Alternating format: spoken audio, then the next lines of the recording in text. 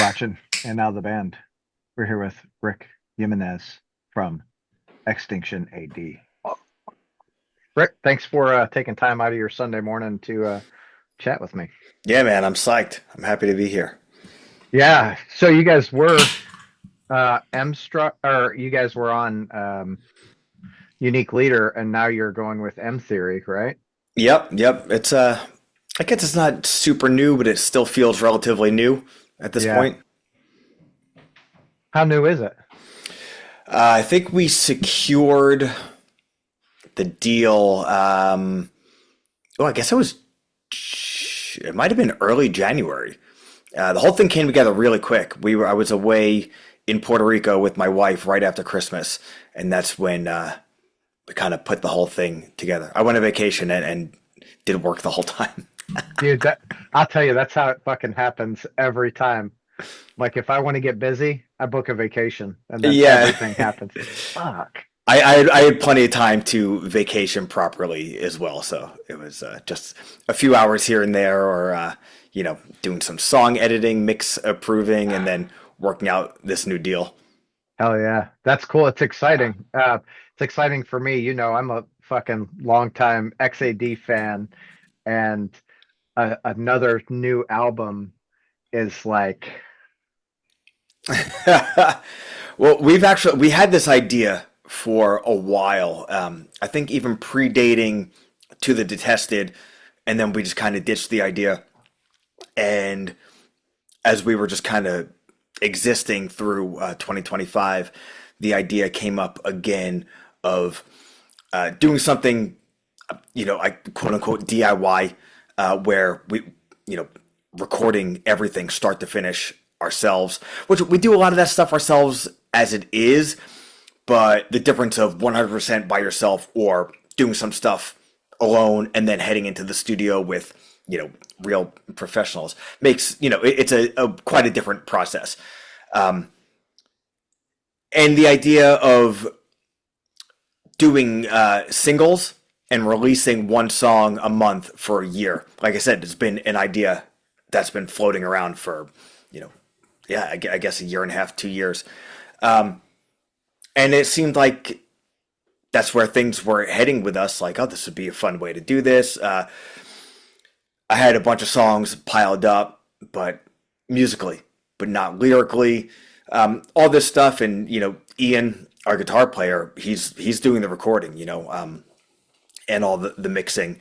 So everyone does their little thing here and there. So it was just kind of like, hey, if we are going to do this, it's going to be a process. We're going to be on a deadline of, initially we were going to record one song a month and just go through it that way. But that became, the process of that is ridiculous. So we're doing a handful of songs at a time and staggering the releases once a month. So even if, so we're gonna get 12 songs on this album? um, what, indeterminate as of now of how exactly it's going to work, but we started releasing songs with M Theory in February, and that's going to go all the way through December. And we'll probably have some more info as far as what will happen with these songs outside of streaming, a little bit down the line, not too far down the line, but not in the immediate future. Well, I mean, you know what my question is. Let's hear it. Are we getting vinyl? I mean, it's always, that's always the goal. That's always Yeah. the main goal. Releasing music, writing the music, creating it, releasing it in any way, shape, or form is that's The ultimate goal. the immediate payoff. The ultimate goal is always vinyl. Yeah. Which I've always been that way. Even I lived through the whole thing where like, oh, vinyl went virtually extinct. Like I know, and you're still like hunting, like you have to figure out who has it and who has what and how you can trade for it or whatever. Yeah. Yeah, so even through those time periods, it was always, vinyl was always the coolest, and the fact that, it's the predominant physical media now again Yeah. is so cool. I mean, a large format for the art, you could actually dive in and read the lyrics without, I mean, you could read the lyrics on a cassette or a CD also, but people Yeah, are but you don't lazy. necessarily need magnifying glasses or readers, with an album. Yeah.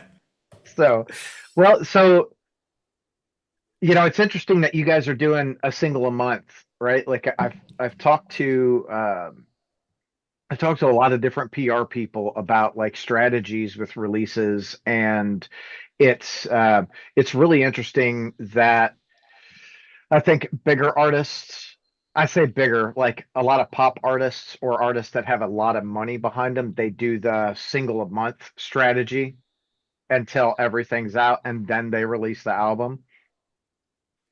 Are you finding the single a month is beneficial for you, or is it still too early to tell? Your audio is kind of like Yes. bop, bop, bop, bop, bop, a little bit like, so I'm having a little hard time hearing what Oh, you said. my bad. Let me see. It could very much be on my end also. Who knows? It might be the fucking noise removal that's doing it. Is that better? It's kind of still a little jumbly. Oh, let's hold on. Let's do this. Okay.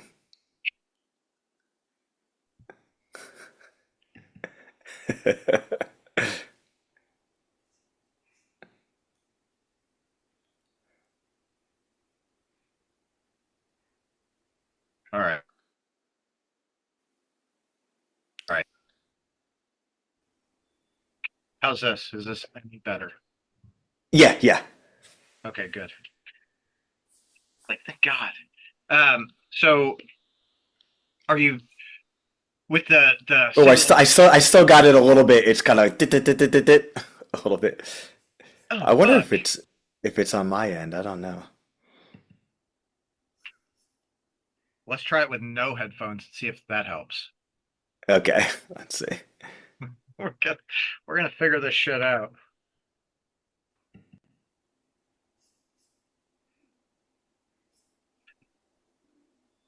How about now?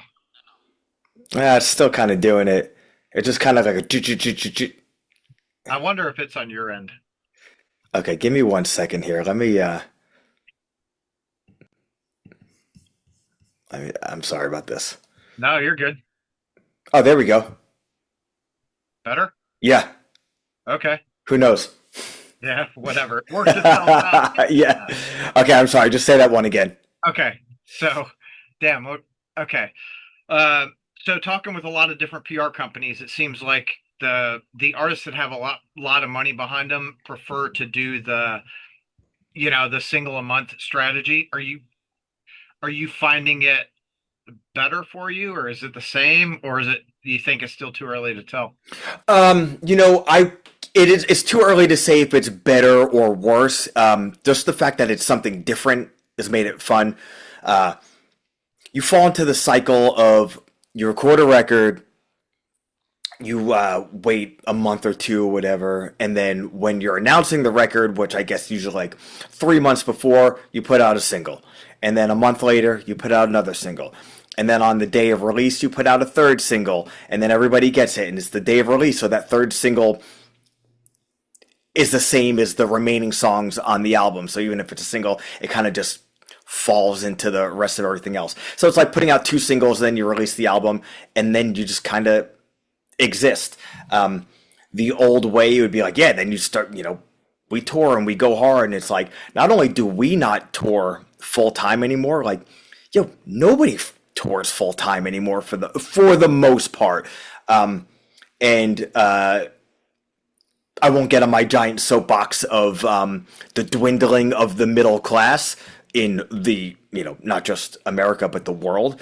But music is kind of the same way, where you used to be able to kind of do that. You put out your record and then you just tour on it for a month, maybe take a couple of weeks off, go back out on tour, and you essentially do that until you're ready to go back and record another record. It's like financially almost impossible to do that unless you're one of the upper echelon top tier bands, or and I'm not even talking about like top of the underground, like bands like Hatebreed and Killswitch Engage and Lamb of God. Those bands can still tour 6 or 8 months out of the year if they Yeah, but they want. don't, And right? they don't even, and a band like Terror, they could go on tour for as much out of the year as they want, because they're just at a level and a place in the consciousness of heavy music that the bands that are just like staple bands, for instance, like if Hot Topic worked the way Hot Topic was supposed to work at some point, the bands that you go into Hot Topic and see their t-shirts on the wall, those are the bands that can go and tour, 6, 7, 8, 9 months out of the year. And there's a very limited spot. Like a band like Extinction A.D, we cannot do that anymore for a million reasons, unfortunately, because that's like kind of maybe tied for the most fun part about being in a band is going out and playing shows every night for as much as you can. But the way the world works, and I hate to say it, but everything, not for me, but the way the world works, everything revolves around money. And there's only so much money to go around, and things cost too much money. For a band, as of right now, what we've been doing is playing essentially 3 shows a month. We're release a single, and then, we'll hit Vermont, Albany, New York, and Boston, Massachusetts. We'll come home, we'll release the next single, we'll play in, Philadelphia, New Jersey, Maryland. It used to be a thing like, oh, we're going to go play in Jersey, say we're going to do a one-off show, like with gas and tolls, like $80. Now that's like a $200 endeavor to go and play, 34 miles away. So to do that for an extended amount of time, it's difficult, and everybody else is under the same financial constraints. So where you might have 100 people on a great Tuesday in Lexington, Kentucky, I mean, you're lucky to get 20 people on a Tuesday anywhere on earth if you're not a stacked bill. Because I'll people, tell you what, dude. Like you guys played Magbar, but Magbar's got Metal Monday, and that is the least amount of people I saw there is 40. yeah, I've seen 160 people in that room. yeah, So like it's funny because I'm with you. I feel like the touring industry is very different than it was, and I always reference the 80s and 90s because that's what I grew up with, right? Looking at Metallica, Exodus, Testament, right? All these, especially the Bay Area thrash bands. yeah. You watch them, they toured fucking relentlessly. I mean, Metallica would do what, a year and a half, 2 year cycle, constantly on the road, couple weeks off here and there, and then fucking, it's boom into the next fucking album. And of course they exploded and they blew up, but you watch even Anthrax, dude. Anthrax used to tour a lot, and they don't tour near what they fucking used to. And then you look at a lot of the smaller bands, dude. You're right. It's fucking hard. The amount of people to get out to a show. I think in part because of the amount of shows. Like here, Louisville's not a huge fucking market, but I'll tell you what. The night we have a show, we have 6 fucking shows, and everyone's like, "What fucking show do I go to?" Yeah. Fuck. It's difficult. It's difficult, and when you think about it that way, the less people are touring full time, the weekends, Friday, Saturday, Sunday, jam packed. Like you said, there could be 6 shows on a Saturday. Where, hey, what's going on Monday, Tuesday, Wednesday, Thursday? It's like nobody wants to fuck with those days, which I understand. It's gotten to the point where sometimes we will prefer a Thursday to a Sunday, because some people's work weeks end on Thursdays, and Thursday is a bit more of a party night, where Sunday is the catch up and get ready Back to to work, suck the week's dick coming up. Yeah. I mean that's the reality of it. You know, especially as you crest that fucking 40s, you're like, fuck, I don't want to go out Sunday night. I kind of just Yeah. I'm gonna be in bed at 7 because it's been a weekend already, you know? It's so fucking wild. So obviously you guys do primarily fucking the Northeast shit. I saw today. Do you guys have a show coming up in Arizona? Yeah, yeah. So at the end of September, we're doing Within These Walls Fest, which is essentially it's a 1 day fest with a pre-show. The same venue. The pre-show is, I guess, in a manner of speaking, newer bands, and the Sunday, kind of, I don't want to say legacy bands, but some older bands. So Extinction A.D is playing the Saturday, September 19th, with Out of Pocket and a handful of other like super cool bands. And then Sunday, This Is Hell is playing with Set Your Goals, Sky Came Falling, Incendiary, I'm the Avalanche. I think Comeback Kid may be playing. Um, so it's like, hey, we got asked to play this show. It's like, oh, this works out perfectly. And we're working on getting out to California the day before Oh, because it's cool. so rare for us to be able to travel outside of where the van will take us. Like I said, on a Friday, Saturday, Sunday, so everybody could work Thursday, make it to the show Friday, play the show Sunday, get up for the next day of work Monday. So the festival situation, and it's not like a gigantic outdoor festival. These are in the venues. I think it's in the Nile, which might be like an 8 or 1,200 cap room. Um, it affords us the luxury of, oh well, we're gonna fly out. So as of right now, we haven't laid out all the specifics, but it's looking like we're going to be in California with Extinction AD on the 18th, Cool. Phoenix, Arizona with Extinction AD on the 19th, and then the same venue, Phoenix, with This Is Hell on the 20th. That'd be cool as fuck. Like good for those West Coasters. Because I'm Yeah. like, God, I gotta get them fuckers back down here. Yeah, we would love to. And there's certain areas that don't seem like the destination areas and have some of the best shows. Like you said, like Louisville, Kentucky, Evansville, Indiana, um, That show areas like fucking those like shows this. ripped in Evansville, dude. Yeah.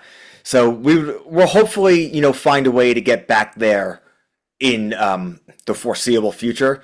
It's just a matter of weaving our way around competing tours to make it so like we're setting ourselves up to have the best shows and the most fun and enjoy ourselves the most because it has to be worth it for us to, hey, can everybody get off work? Does everybody use their vacation days, all this stuff. It's just difficult because it's not as easy to pair up with other bands because every band's in the same situation. Again, I won't get on my soapbox, especially as a thrash metal band, how it's gotten really difficult because the upper echelon of thrash bands never took out younger bands over the past 15 years. Um, Well, I think they're starting to take out, they're starting to take out bands now. I mean, Death Angel was just here, fuck, Wednesday night, I guess. Of course, they're out with Violence, which is not a fucking new band, but I guess Insight would be the next, I guess, new band, and they're 15 years in, which is, I mean, mhm. shit, damn near XAD. You know, Yeah. you guys what, 13 years now? Yeah, yeah. This August, yeah, we're coming up on 13 years since our first show. That's fucking wild. It's crazy. It's crazy. Oh fuck. Yeah, I can't even like fathom most. I feel like most bands are done after 4 or 5 years anymore. They. they come in hot, we're gonna do this, and then they they do what they're gonna do, and they're like, all right, cool, I'm on to whatever's next. Yeah, and you know what? Different paths for different people. You know, Yeah. if a band comes in hot and crushes for 4 years and they feel like moving on, good for them. Um, you know, we've never stopped enjoying it. You know, Right. whether it's when we started, we tried to be I don't want to say strategic, but choosy of what we wanted to do and what we didn't want to do. So we even had, in my opinion, like a relatively slow start till we kind of figured out exactly what our path was, and Well, we you were were able. still doing the This Is Hell thing right at the beginning of XAD too, right?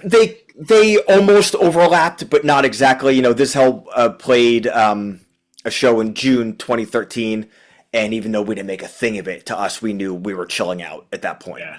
And then Extinction A.D. we played our first show in August of 2013. And we played shows here and there, but we didn't, do a full tour until 20 the end of 2014, early 2015. And we did tons of stuff. Tons of albums, videos, all this stuff. And now, I don't want to even say change direction. It's kind of like, hey, it's not. We don't tour as a full time Well, full it's time different gig. priorities, right? Like I Yeah, think again, as you get older, you kind of realize like, okay, if this is what I want to do, I'm gonna eat gas station hot dogs 7 days a week, 360 days a fucking year, and that's what it is. That's your diet, like, oh, we're gonna go to Costco, we can get the $1.50 hot dog drink combo, we're fucking good. Yeah, you know.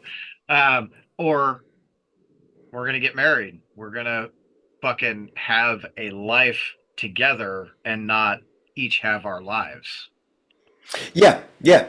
And it's like I said, it's those different points of view. So it's like, all right, so now it affords us the opportunity to do what we're doing now. Like, hey, let's do a single each month. We'll record 3 songs, then we'll release the songs, whatever. And especially like as the singer or vocalist and lyric writer, not having to sit down and write 10 songs all at once lyrically has been like I don't want to say easier, but it's really cool to not have to like, oh fuck, I wrote all this music, we recorded this, I didn't write lyrics. I never write lyrics until after all the music is solidified and we know exactly what we're putting on the record.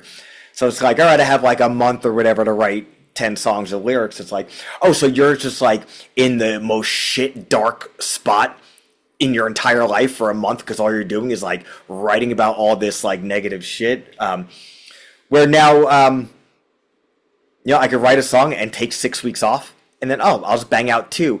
It also keeps it so I'm writing a bit more of what I'm feeling in that moment, and instead of having to wait, 6, 8 months to hear it again, how it relates with someone, like, oh, I just wrote this song, a month ago, and now it's coming out in 6 weeks. Like, what I'm wrote about and what I was feeling is still prevalent, like in the here and now. And it also, that's been able to keep me subject wise, instead of like stuck in a little box. I'm a bit all over the place, which is I don't want to say liberating, because if I've ever been in any box, it's a box I've put myself in for a specific amount of time. But if you take 6 months to do something as opposed to 2, 3, 4 weeks, There's it got to be broadens things quite a bit. a special freedom to that too, Exactly. Yeah.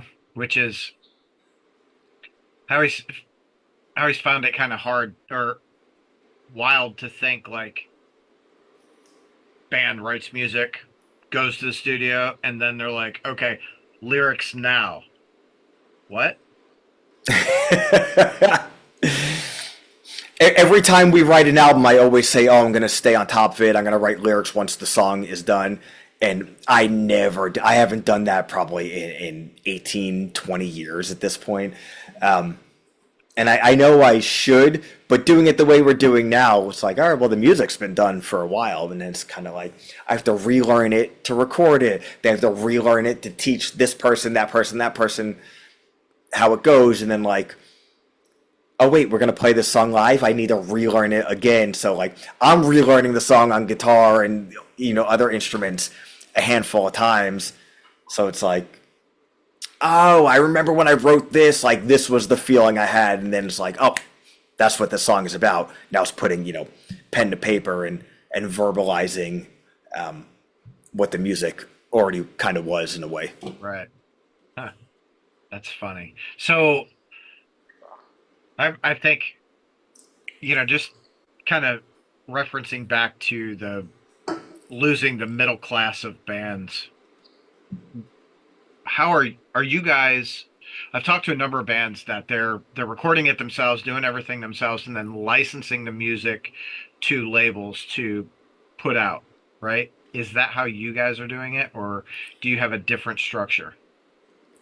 Essentially, that's what it is. Which, depending on your point of view, same thing. It's like, oh, the freedom there is awesome. And the main thing with anything, whether it's a deal like that or, just a typical record deal,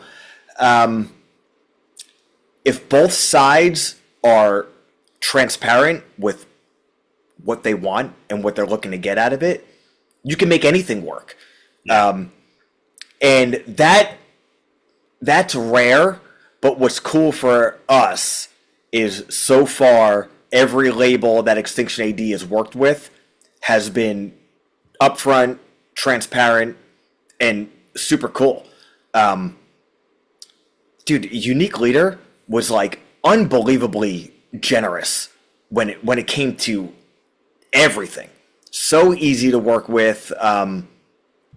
Like footing the bill for our studio, which I mean, footing the bill for a studio, that's what labels do. But just Unique Leader was like uniquely generous, which was super cool. But knowing, everybody was on different pages, that's when it was like, all right, well, we need to find someone different at this point. And when we were looking around, and like I said, maybe we'll just we're doing it all ourselves anyway. Let's just do the whole thing ourselves. I was chatting with a buddy of mine, and it was like, you can do that, but here are the negatives to doing that. Which, not that I didn't think about them, but when somebody else brings up, just spitballing ideas, and somebody else from an outsider point of view brings up other things you've been thinking about, it hits a little different. I said, and like I said, I come from like a punk background, so like something being DIY start to finish in my mind is still very celebrated, and to me there's a lot of honor in that. And my friend's like, that's all great and all if that's what you want to do, but just because, like, I'm paraphrasing what he said now, but like, just because like you're stuck in the 90s via an 80s look back point of view, it is 2026. Everybody on earth, oh, it's a DIY project. Yeah, you're a bunch of guys we went to our garage and recorded this and put it on the internet. That doesn't mean shit. So I'm like, true. He's like, if you're doing the whole thing yourself anyway, but you found some labels that want to do this, that, and the other thing that don't work with your vision, and then a label or two or three that are into what you're doing, but just kind of want to be a part of it for, if you want more, hey, we'll do more. If all you need is, A, B, and C, we'll do A, B, and C. Why not get a little bit of help? And the kicker was, we knew we wanted to do one single a month for the whole year, straight to streaming. It's like, if you do it yourselves, you have to pay for the hosting of this forever. I said, oh, you know what? I don't want to do that. And it's not like hosting is like super expensive, but I mean, the last thing I want is like another bill, let alone, oh shit, this like slipped through the cracks. And then all of a sudden in like 2028, oh, all these songs are gone. Like, oh, hey, where'd those songs go? Oh shit, I forgot to, pay my hosting bill. Yeah. Um, so I was like, let me hear someone out, just because like I don't even want to say the laziness, but just the impending bill Well, paying. It's it's like, dude, and there's I think there's a trade-off there, right? I I talked with a couple of the guys from I Hate God, and they kind of have a very similar thing, right? They do everything themselves, very very fucking DIY. They own everything now, mhm. and they license it out to labels, and it's a better for them. It's a better fucking deal because it's like instant. I don't want to say instant money, but they're guaranteeing X amount of dollars per album, and they still own everything. So the label can say, "Hey, we want X, Y, and Z," and they're like, "No, we're not cool with that, right? We're Yes, not cool with you taking our publishing, or this much publishing, or whatever that looks like. We want this." Because it's you guys too, I would assume, after 13 years, and you're essentially working on album number full length number 5 right now. Um, after that long, you're you've got a solid fucking fan base. There's got to be, I don't know, other labels out there that are like, oh yeah, we're fucking into it. Obviously, In Theory was like, yeah, we're down with it. Let's fucking do it, because they believe in the XAD vision and what you guys are doing right now. So I'm really curious at the end of the year what your take on doing it that way is going to be. yeah, I'm looking forward to it also, and it's cool because it's been so easy. Everything has been so easy. Like, I was even like, I feel like, hey, you want to do one single a month for a year? Like, cool. Yeah, just throwing shit up on streaming. Like, it's very easy. It's very easy for that to turn into, yeah, who gives a shit? But when you have, I, talked to Marco from M Theory, a lot. We're in, I guess, like constant contact as far as there's a lot to stay on top of. With a new song every month, which means and we have new artwork for everything every month, and a new artwork based like lyric video, if not a music video, every month. We're partnering with different platforms to premiere each song each month. It's a lot to stay on top of, as well as planning for what the conclusion of the whole thing is.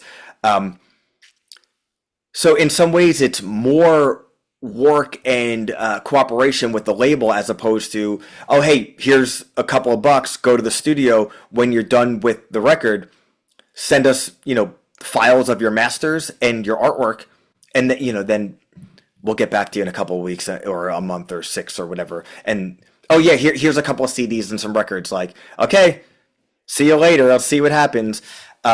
Which, all that's fine also, but that's what we've been doing for years. So having this type of like, hey, what's next? What's next? What's next? Is different. Could have been a shit show, and actually is like, oh, this is like easy and cool, and it's fun to stay engaged with the label and not just talking about, hey, how Well, many records did and you sell? and not even just the label though, but the fans too, right? Because it's that, in the age of social media, everything is content. So you're essentially, you've got these, you know single video, single video, single video. So it's like, hey, here we fucking are, fuckers, like, listen up. So Yeah, and it's funny because I use social media just like I guess most people, but when it comes to it becoming like quote unquote marketing, I am like so bad at it because like you even said, like, and I understand, like, oh, you need this and that and the other thing. I love recording. I love releasing the music because it's like expression and it's art, and I love like, here's the physical artwork for this single, and here's our video or the lyric video, and all this stuff is expression. It's all artistic, and I know in modern days it's quote unquote content, but I hate the word content as far as like, Oh yeah, we just need content. Like anything you do that exists, you Right. put out there. It's not art, it's not music, it's not expression. It's just a piece of content. Like, and uh, I kind of hate. Again, this is so like soapbox. Like I don't mean to. Because you're an old man. Yeah, yeah. To, like, I don't mean to disparage it, and I'm not ignorant to the world we live in, but it bums me out when something that really means something just gets lumped into just content. I'm a content creator. Like, well, what does that mean? Like, oh, I make videos of eating fruit. Like, oh, so you're a fucking fruit I fan on the internet. Like I get it. Like all that shit rules. Anything anybody wants to do and enjoys rules. But Yeah, but it's different, right? Like a single in a video, being content is content for a band, right? oh, for Like, sure, for sure. I'm yeah, not arguing that's not the case. When something gets excused as, oh, I don't care what it is, just put something out there because you need content. That's where I'm like, oh, well, you know what? I'm actually, what the fuck? Am I a musician or am I like an internet marketer? And then it almost like deters you're me both. from wanting to Yeah, put stuff on the internet where it's like, oh, you have to constantly remind people that you exist, otherwise you just kind of fall into the void. And I get it. Like I said, I'm not ignorant to the reality of the world. So trying to balance that without it becoming soul sucking and yeah, feeling like I'm bothering people. And I know like I know that's not the way it works, but oh no, and I put up this picture of Ian and it only reached X amount of people, so that means if I don't get Y amount of comments on the next thing, the third thing I post is going to get, X minus Y amount of views yeah. and yada yada.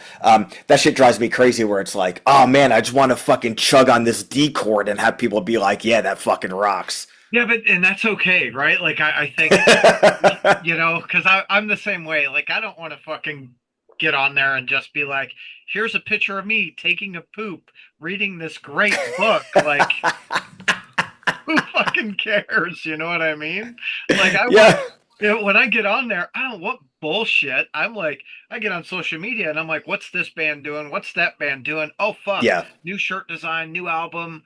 That's like I'm seeking that shit out. Otherwise, I feel like I'm wasting my fucking day, dude. Like, fuck that. Let it's music. Let's listen to music. Let's fuck everything else. Listen to music. Actually, post your fucking food shit too. I'm good with that because I'm a fatty. I'm looking for places to eat. Like, No, I feel like, man, like on my personal account, it's like, what the fuck are you even posting? It's like, well, I'm just posting stuff that I enjoy and maybe like some might like, yo, do you think anybody cares about the new wrestling toy you bought? It's like, oh, well, I don't really know if anybody else does, but that's but I that's fucking what I love like, it. so I post it.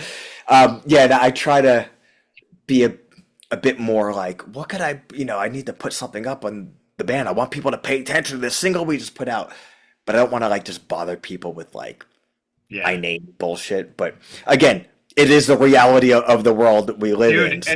and it's such a fucking hard thing. I mean, I do real estate as my fucking living, and I feel the same way. Like I don't want to be constantly in someone's face, like a constant fucking advertisement. I do real estate. Hey, I do real estate. Hey, check out this house that I just sold. Hey, what about this? Hey, what about that? Like, fuck that, dude. Like I despise that shit, but I have to.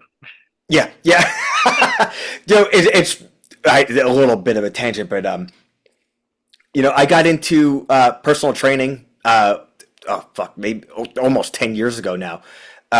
I was doing it on my own, and I finally started to work at a gym.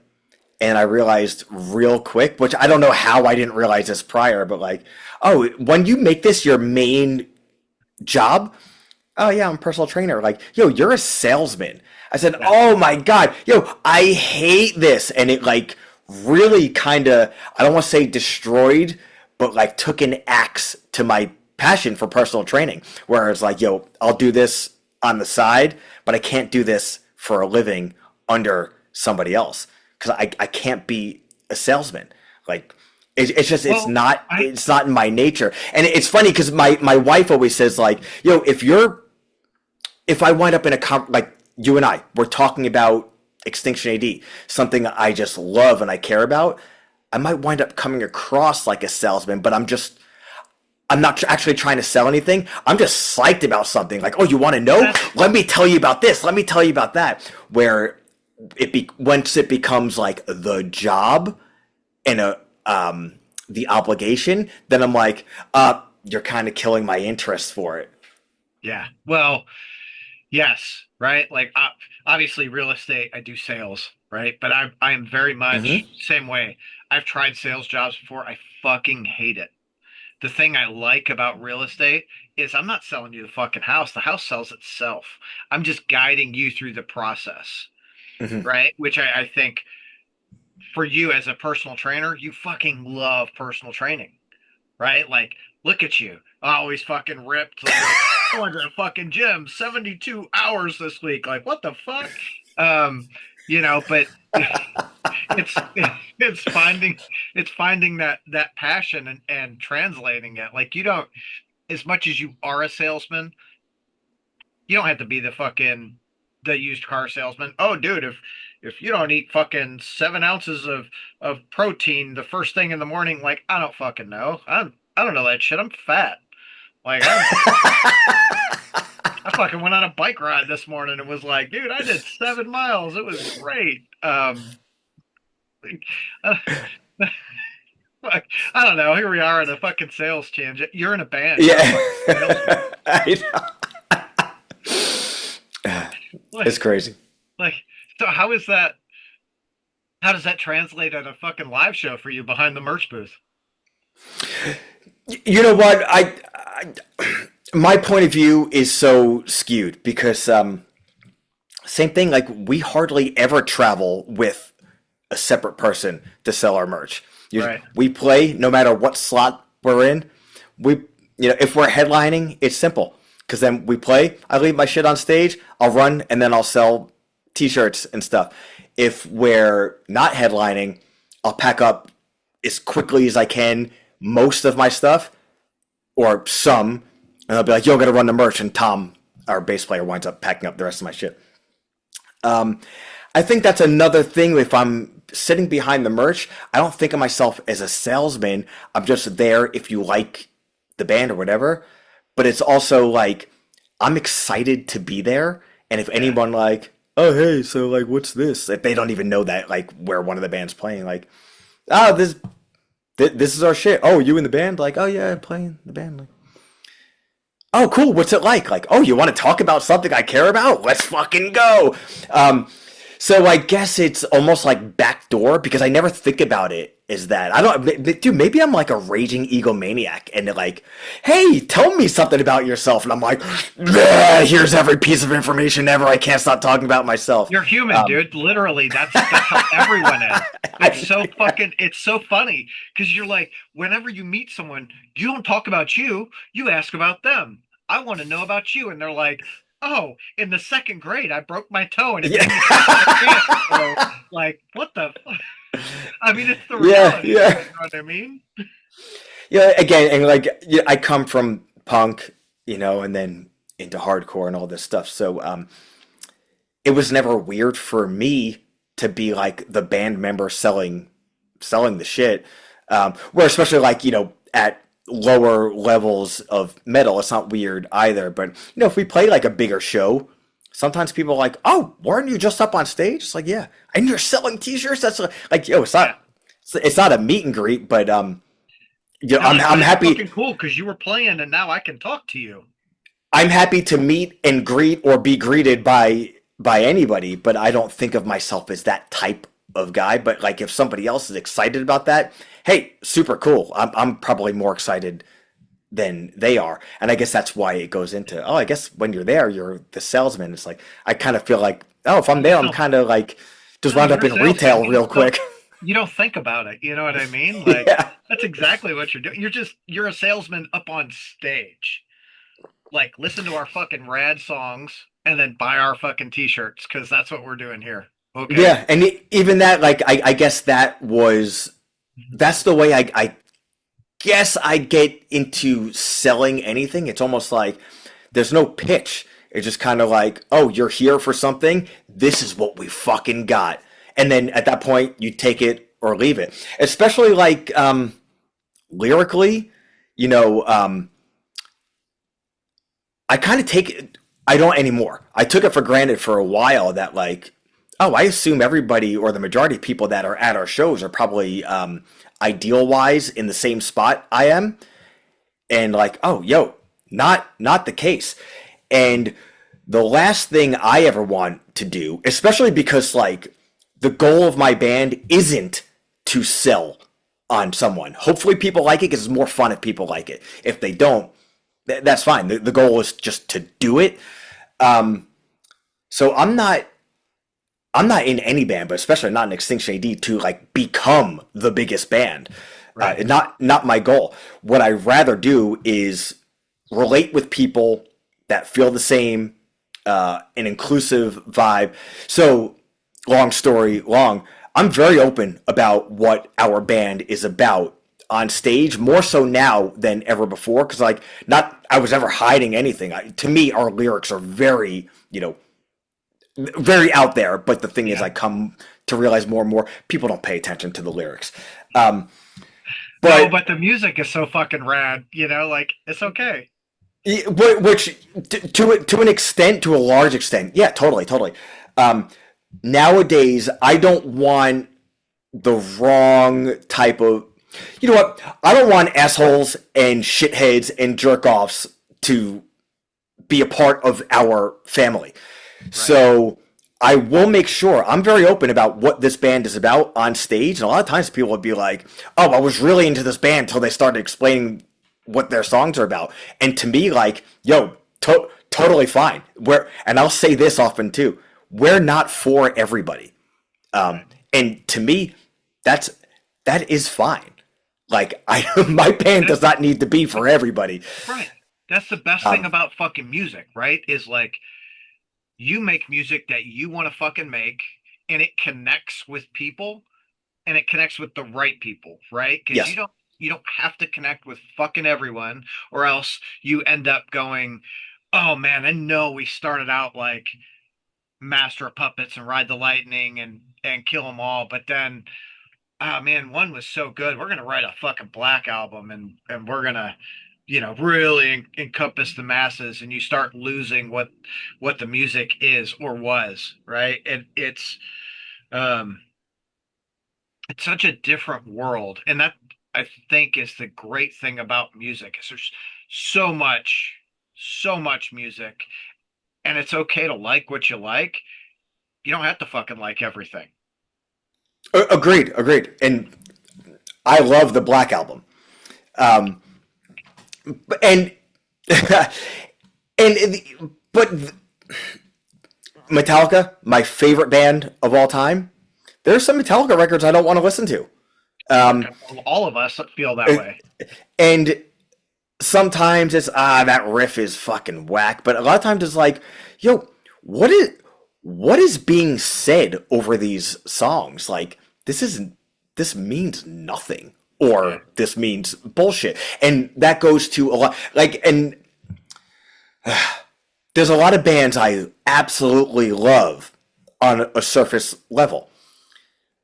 And modern music, especially like what is considered, like we're stretching now, but like out of the realm of like metal or underground, like pop music, big popular music. And I know this is the nature of pop music, but sometimes I'll hear a song and be like, what is the purpose of this song existing? Because musically it doesn't hit with me. Fine. Musically, I think most people, it's a very small percentage, really hits with them. And that's why there's so much music, and that's fine. But it's like, I don't know if musically this hits with the performers that are, a part of it. And then lyrically, this doesn't hit with anybody either, and they're not saying anything. And I don't think every song on earth needs to be, a fucking manifesto or a history lesson or anything of that nature. Like, I do not think that at all. But sometimes there's a bombardment of,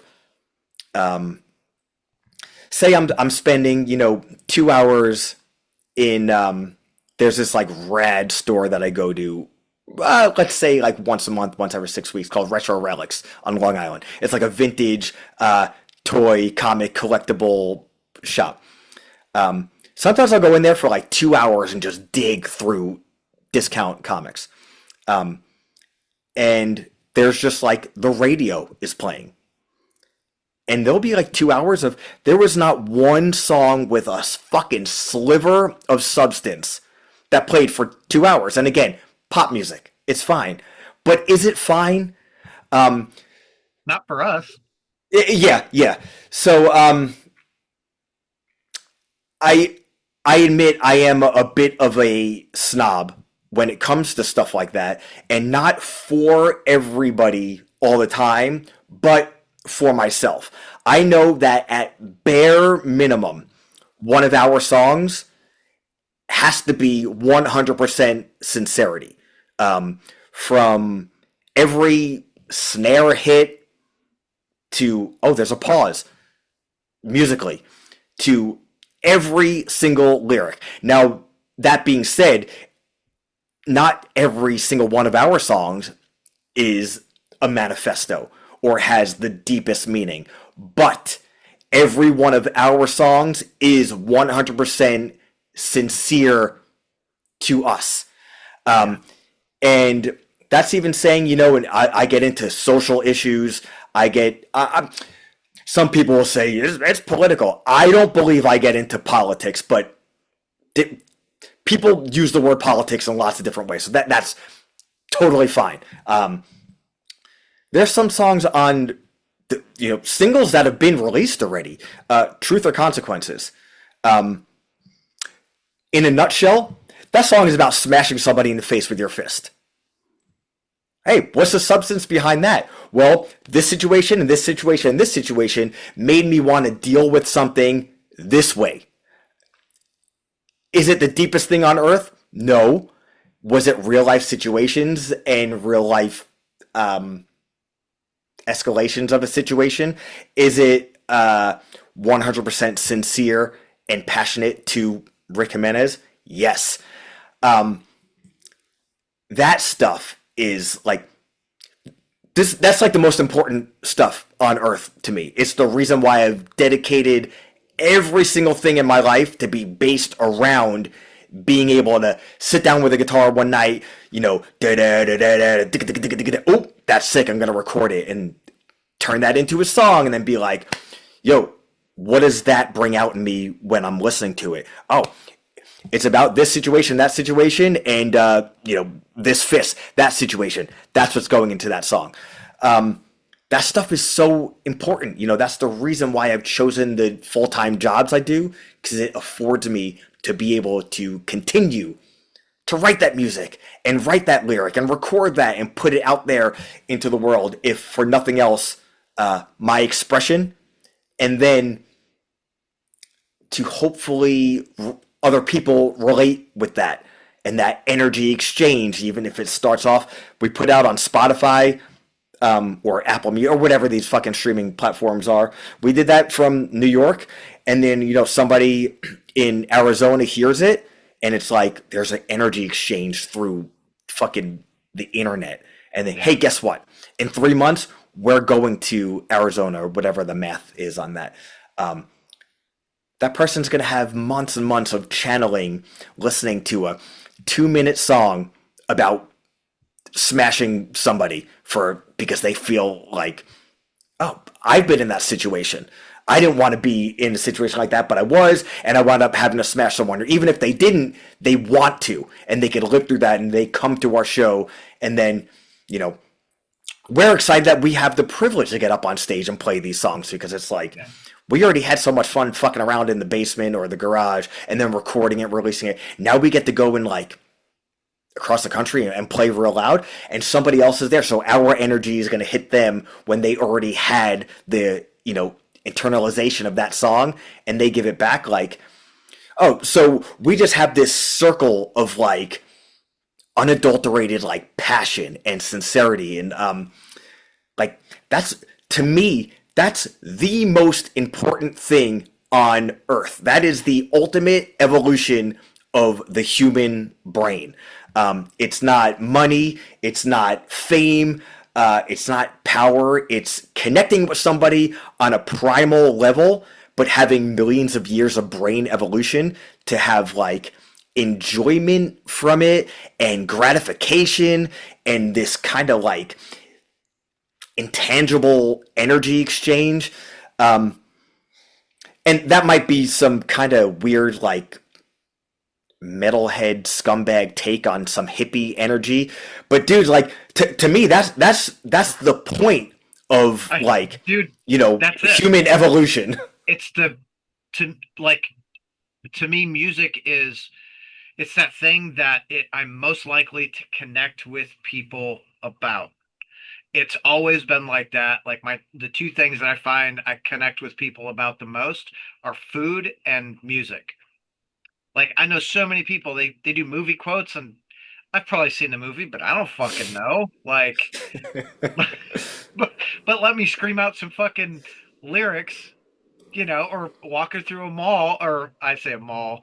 I don't even know when the last time I went to a fucking mall is, but you walk through a store and you got a metal shirt on, and someone's like, fucking Slayer! And you're just like, yeah, that's it, dude. Like, probably shouldn't yell about that shit here in Men's Warehouse, but it's fucking cool. Like, No, always. Oh, you know what I've come to realize the older I get? Random acknowledgement of things yeah, is, I guess I don't know if I don't, maybe I was like either too cool or a little bit of embarrassment and but like you pass somebody in the mall and they just have a shirt on of a metal band that you like or maybe even don't like but just kind of like, oh, hey brother, like okay, what's up? well, we have a commonality here because I mean we should have more commonality and connection ever in 2026 because everybody is so connected. Something I won't get into, but there's obvious logical reasons. Dude, it's okay if you want to get into it because I agree. I think with the accessibility of the internet and social media and all that, like we should all be connected. We are not. We are less connected now, I think, than we have ever fucking been, and that's why, again, that's why I like going to live shows because in these couple of hours when we're all in the venue and our phones are put away and we're watching the fucking band, like at what was that place in Evansville, Damsels, Yeah, seeing just all those fucking kids around, no phones out, everyone's fucking just ripping. Like, were all the bands great that night? I didn't think so, but there were some great sets and everyone was just there together. Like, this is what we fucking need more of. yeah, I absolutely agree. It's crazy. I want to put a positive spin on this because we're having a good time. We're buddies. I'm caffeinated. I don't want to say people love to expose themselves because in that way, like I kind of love when people will say something that they don't think is out of pocket and they say it and it's like, what the fuck? Where it's almost not like my spin on it is, okay, you know what? Now I know how that person thinks and that person's not for me. On the other hand, I think it's very easy to get caught in kind of like slogans and just saying things on a broad platform that is regurgitated that like maybe, you know what, I don't even know if that person really thinks this, but it's kind of falling onto some type of sloganeering, which is so easy to do in the internet age. You just see some cool slogan, I say, and it's not like that shit hasn't always existed. It just exists differently with the internet. I'm sure especially like anybody over the age of, let's say 35, imagine the internet existed when you were in middle school. Just the things that, like, I had a reaction to this, so I wrote that on the internet. I heard some adult say something who was, 28 when I was 12. You're kind of forming your brain, but you're still in the developmental process. So in a way, it makes sense to you, and you kind of think it's smart, and you just repeat it. And then, maybe 8 years later, you're like, what the fuck? Now, there's a lot of that happening with people of all ages writing random stuff on the internet. So my positive spin on this is people just say some dumb shit that they may or may not even understand what they're saying. And the way the culture is, one of my friends, Sean Mott, the host of the Metalcore Nerds podcast, said something unbelievably brilliant once. And so simple. He goes, everybody just reacts. Everything is a reaction. So no, and by everybody, that's a broad generalization. I'm generalizing. It's very easy to just react to something. Just say whatever you're saying is just a reaction, as opposed to absorbing something and thinking about it. And I can even go way, way, way less deep, because we were talking just about like entertainment. I saw Mandalorian and Grogu when it came out the Thursday. I'm a big Star Wars guy. Maybe I'm crazy because I went in with like my only expectations. I'm going to go watch these two characters do whatever on screen. And I like Star Wars and I like the show. And so I watched it, and it was 2 hours of entertainment. I enjoyed it. The end. It was not deep. There wasn't really much advancement of like the universe overall, which is another modern thing, especially in entertainment. Everything needs to mean everything. And right away, like, I saw it the first showing that I could on Thursday. The movie comes out on Friday. I saw it on Thursday night. Nerd. By late Thursday night, there's all these reactions on the internet, good, bad, or otherwise. It's like, did you just sit there with, can't wait to just give a reaction? Like, did you even watch this or listen to a record? Did you do anything on earth to just like be a part of it, enjoy it, like soak it in? His way of putting it was way shorter and also way more eloquent. And I'm like over explaining this whole thing, but there's a lot of that, and that inhibits sometimes that type of mentality inhibits what this connection of everybody on the face of the fucking planet instantly has, and kind of like sours it quite a bit. This is the way I kind of try. I do my best. I'm not always successful. Try to go to a lot of things like this.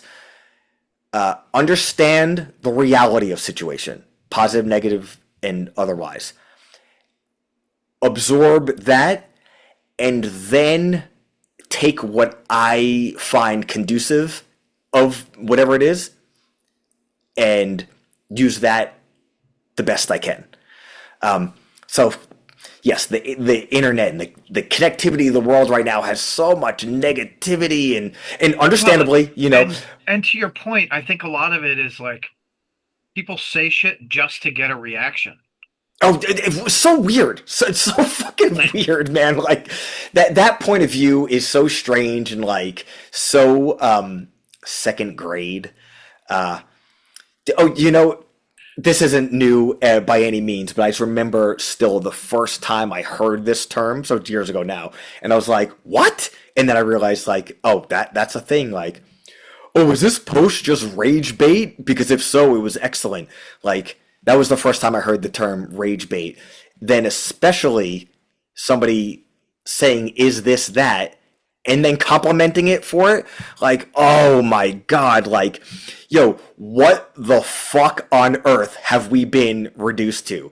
Like, people just, oh, I'm just gonna say something crazy so my post will get lots of views or whatever. And like, that doesn't mean shit. It's not even a thing where a couple of years ago, like, oh, you got X million views, so you wound up with X million followers, so now you can monetize it. You know, I think that shit's lame to begin with, but just because I think it's lame doesn't mean it's not smart.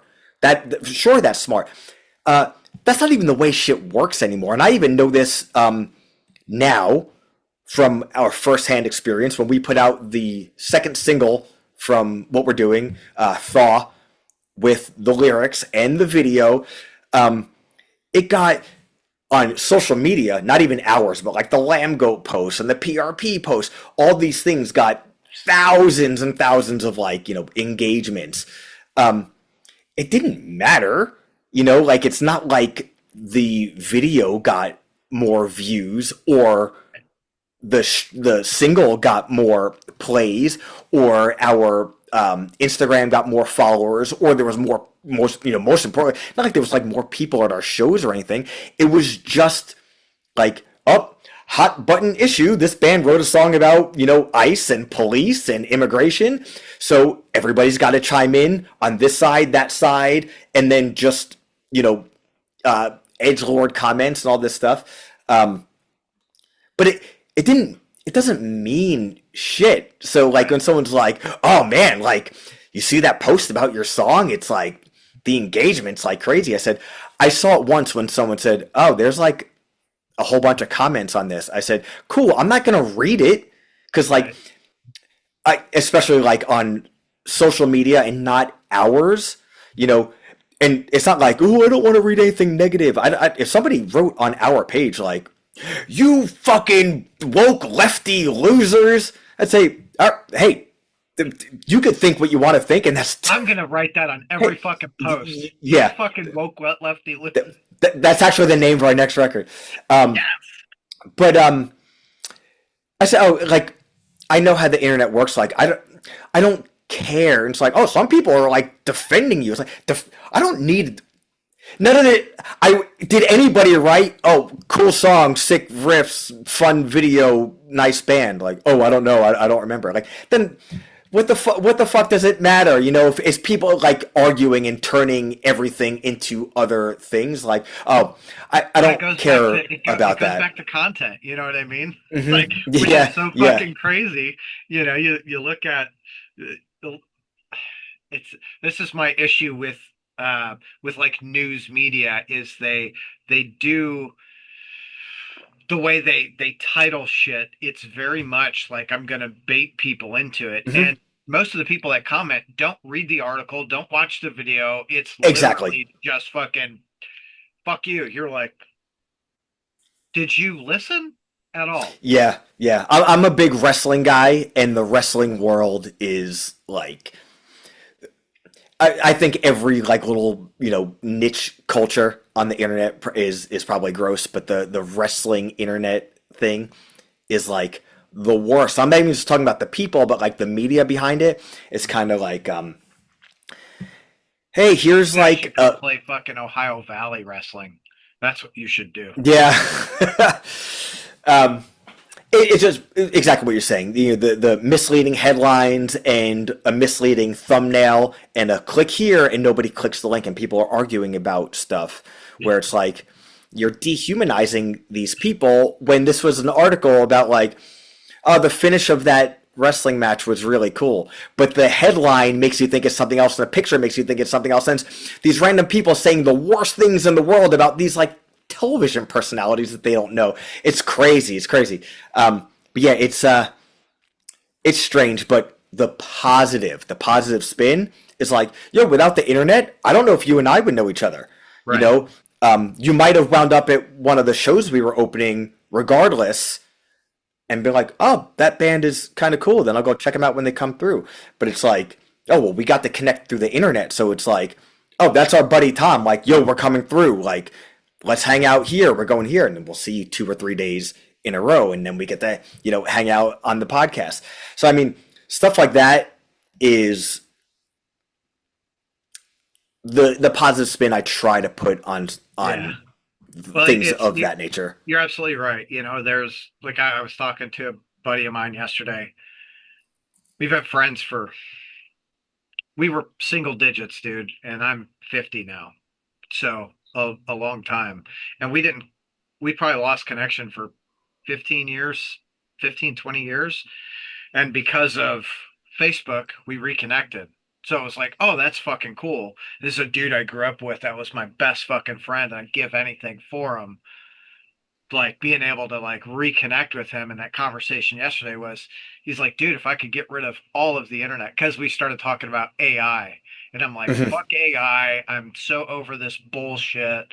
And he's like, dude, it's really helping me in my business. And I'm like, I don't fucking care.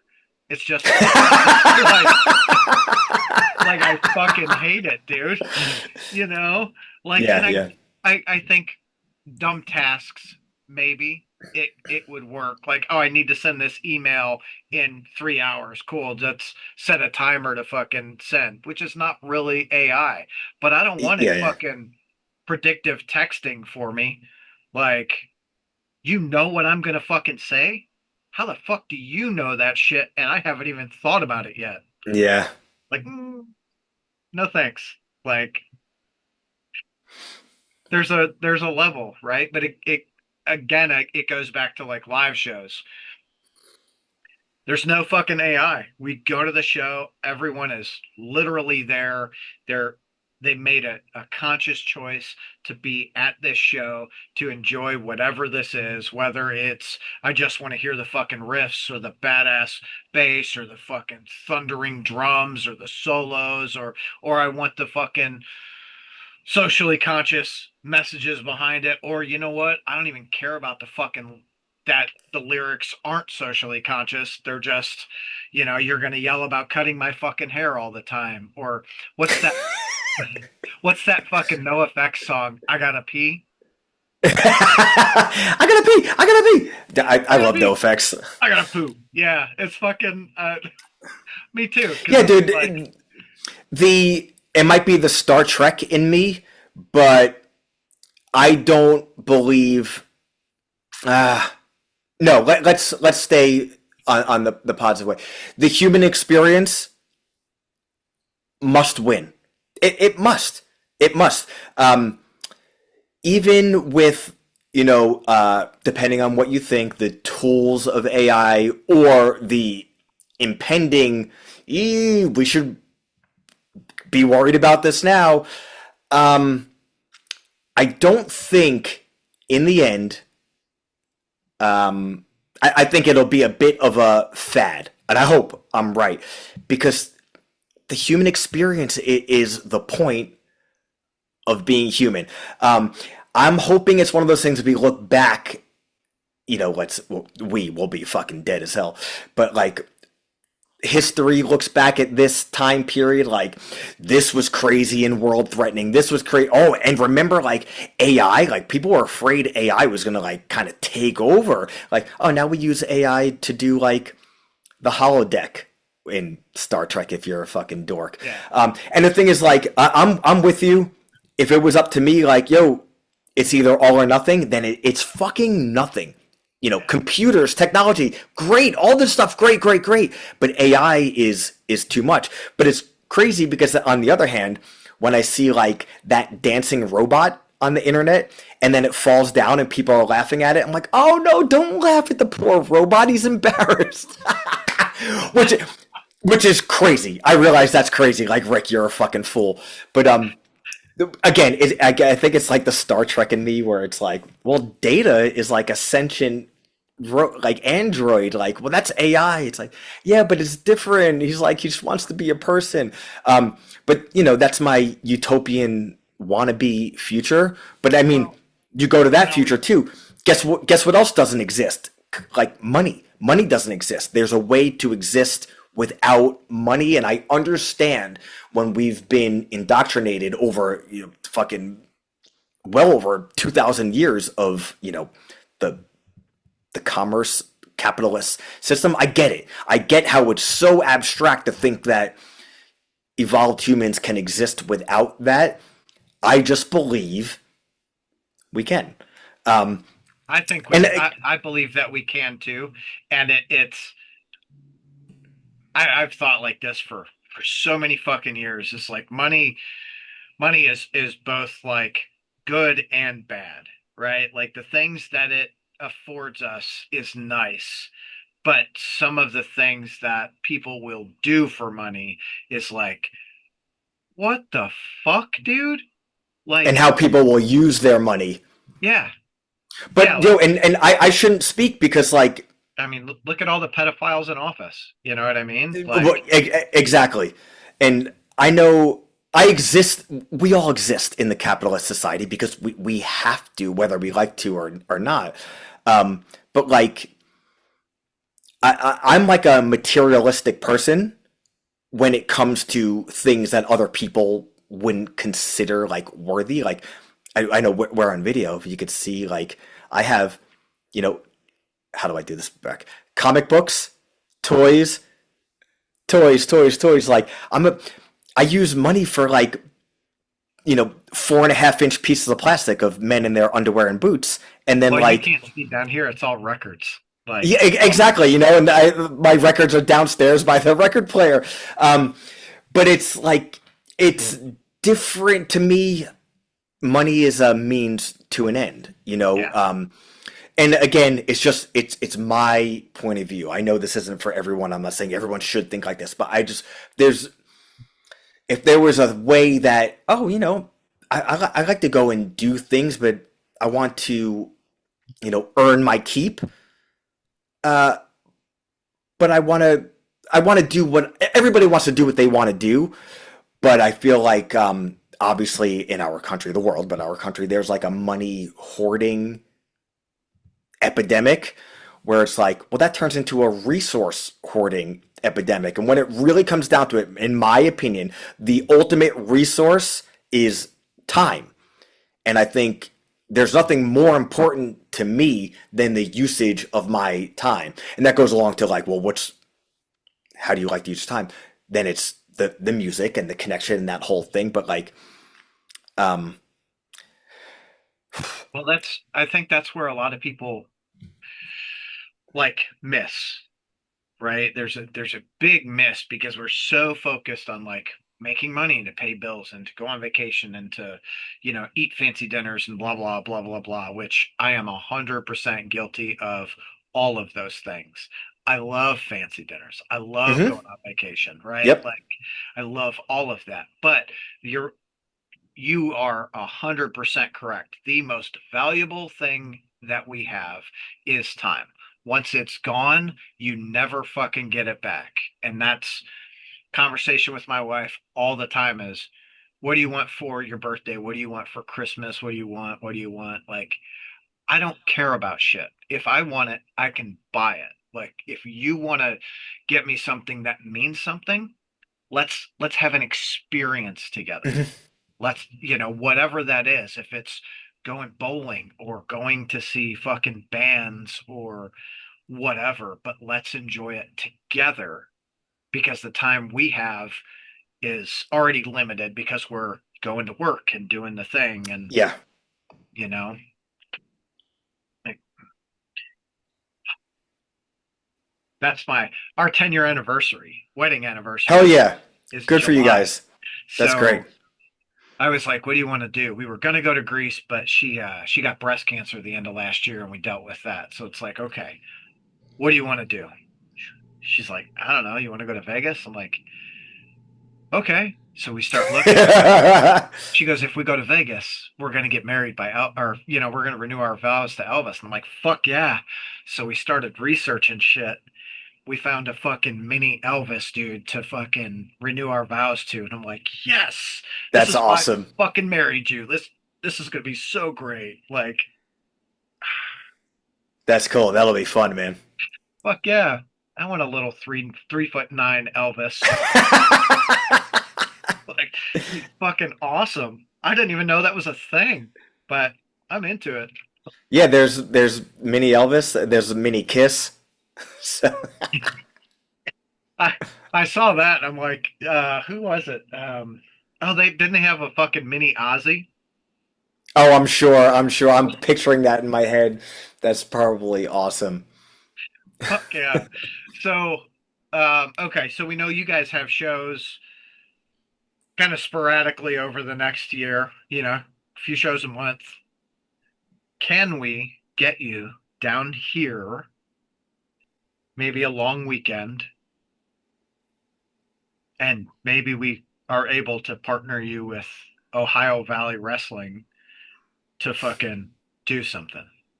I would love it. I would love it. I've always wanted to play at any wrestling anything, and we've like come so close so many times. Like, oh well, we're just gonna film a video in a ring. It's like, oh, everyone's done that. Like, we were gonna do that on Long Island. It's like, oh yeah, well, we actually just had a band do that last month. Like, oh my god, what the fuck? Um, we've like had stuff where, oh, WWE is gonna use this song or that song, and like doesn't work out. Um, ugh. So I I would might have always, connections. I would love to do it.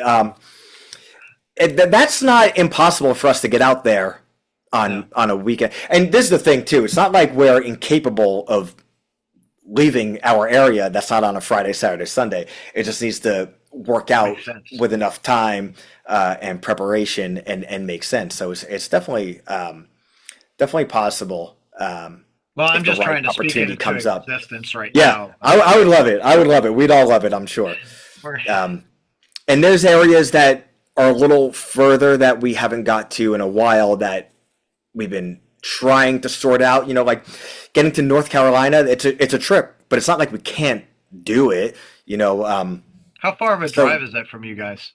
that could wind up being 12 hours, but I mean, fuck it, man, we could get to Virginia in 8, so we could do that on a Friday, get to North Carolina on a Saturday. Hit wherever the fuck else on the way back on the Sunday. Or, like I said, it's not like it's out of our range that like, oh, we're out for 5 days. It's just making it work where it's people that we can trust, that we know we're having the right amount of solid stuff for us. Where in our general area, the Northeast and, kind of the almost down to like Mid Atlantic, just because it's kind of more of our area, it's a more long-standing relationships.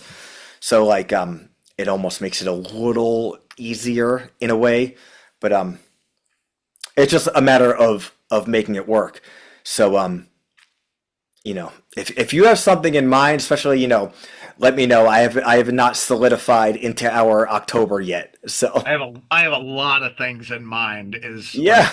because my brain is always fucking going. I mean, I like going to shows, and if I can go to a show with a band that I love, I will do everything in my fucking power to make it happen. Like because Yeah. that's what I fucking that's where I thrive. I'm like, oh, I get this. Yeah. I mean, when you guys played fucking FTA, when I saw you guys what 4 times on that fucking run. Yeah, was that the with was that the Plague Years run, or was that the 2 years ago one? It might have been 2 years when ago. we did. Yeah, all right, so that was what Damsels was part of it. Yeah. Yeah, you Yeah. guys did Magbar, then FTA, then Damsels, then Indianapolis. Oh, I did 3 on that run, and then you guys came back with X Order, and I fucking caught you in Yeah, Indianapolis on that one too. that's awesome. Ah, Yeah, I fuck. would love to get back to that area. Yeah, I mean, we'd love to fucking have you. Well, Black Circle. We got to get you guys connected with Black Circle too. Oh hell yeah. They fucking, I think Dustin primarily books there, and those shows are always fucking rad, dude. It's so crazy that place. What I think what I read is it holds 128. But dude, I've seen. I'm saying this. I don't know. I didn't count heads, but I've seen 300 people in that fucking arena. Yeah, yeah. If you have a 128 legal limit, you put that under Hesher standards, you could definitely fit 300 psychos in there. Yeah, yeah. You're like, I gotta get. Wait, okay, hold on. Let me move. Like, The best types of shows. fuck yeah. They had God, Crowbar I Hate God played there, and that fucking thing sold out like that. That's Insane. awesome. Especially as, a guitar playing singer, it's hard to get people to know, yo, come up front, all the way up front. The microphone, even if we're playing on a floor, if we're not playing on a stage, the microphone with the singer stuck to the microphone sets up almost like an invisible barrier that people think is there. And I'm always like, no, all the way up. Let's go. It's close. Oh, I don't want to bump into the microphone stand. Yo, I don't give a fuck, man. The more energy, the better. So that's why the smaller places packed to the gills. My opinion, I'll take that over a stage or good sound or anything of that nature. I agree with you. I think if you get 100 people in a 500 cap room, it's a very different energy than 100 people in an 80 cap room. People are like, oh fuck, like I'm here. This is like it's electric when those rooms are just jam packed.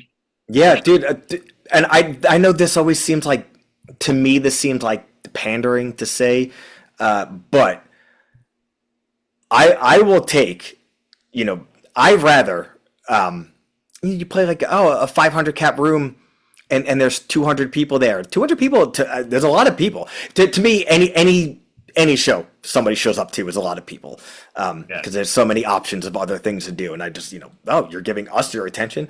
But, 200 people, a lot of people. Say 200 people in a 500 cap room. I'll take 80 people in an 80 cap room over that any day.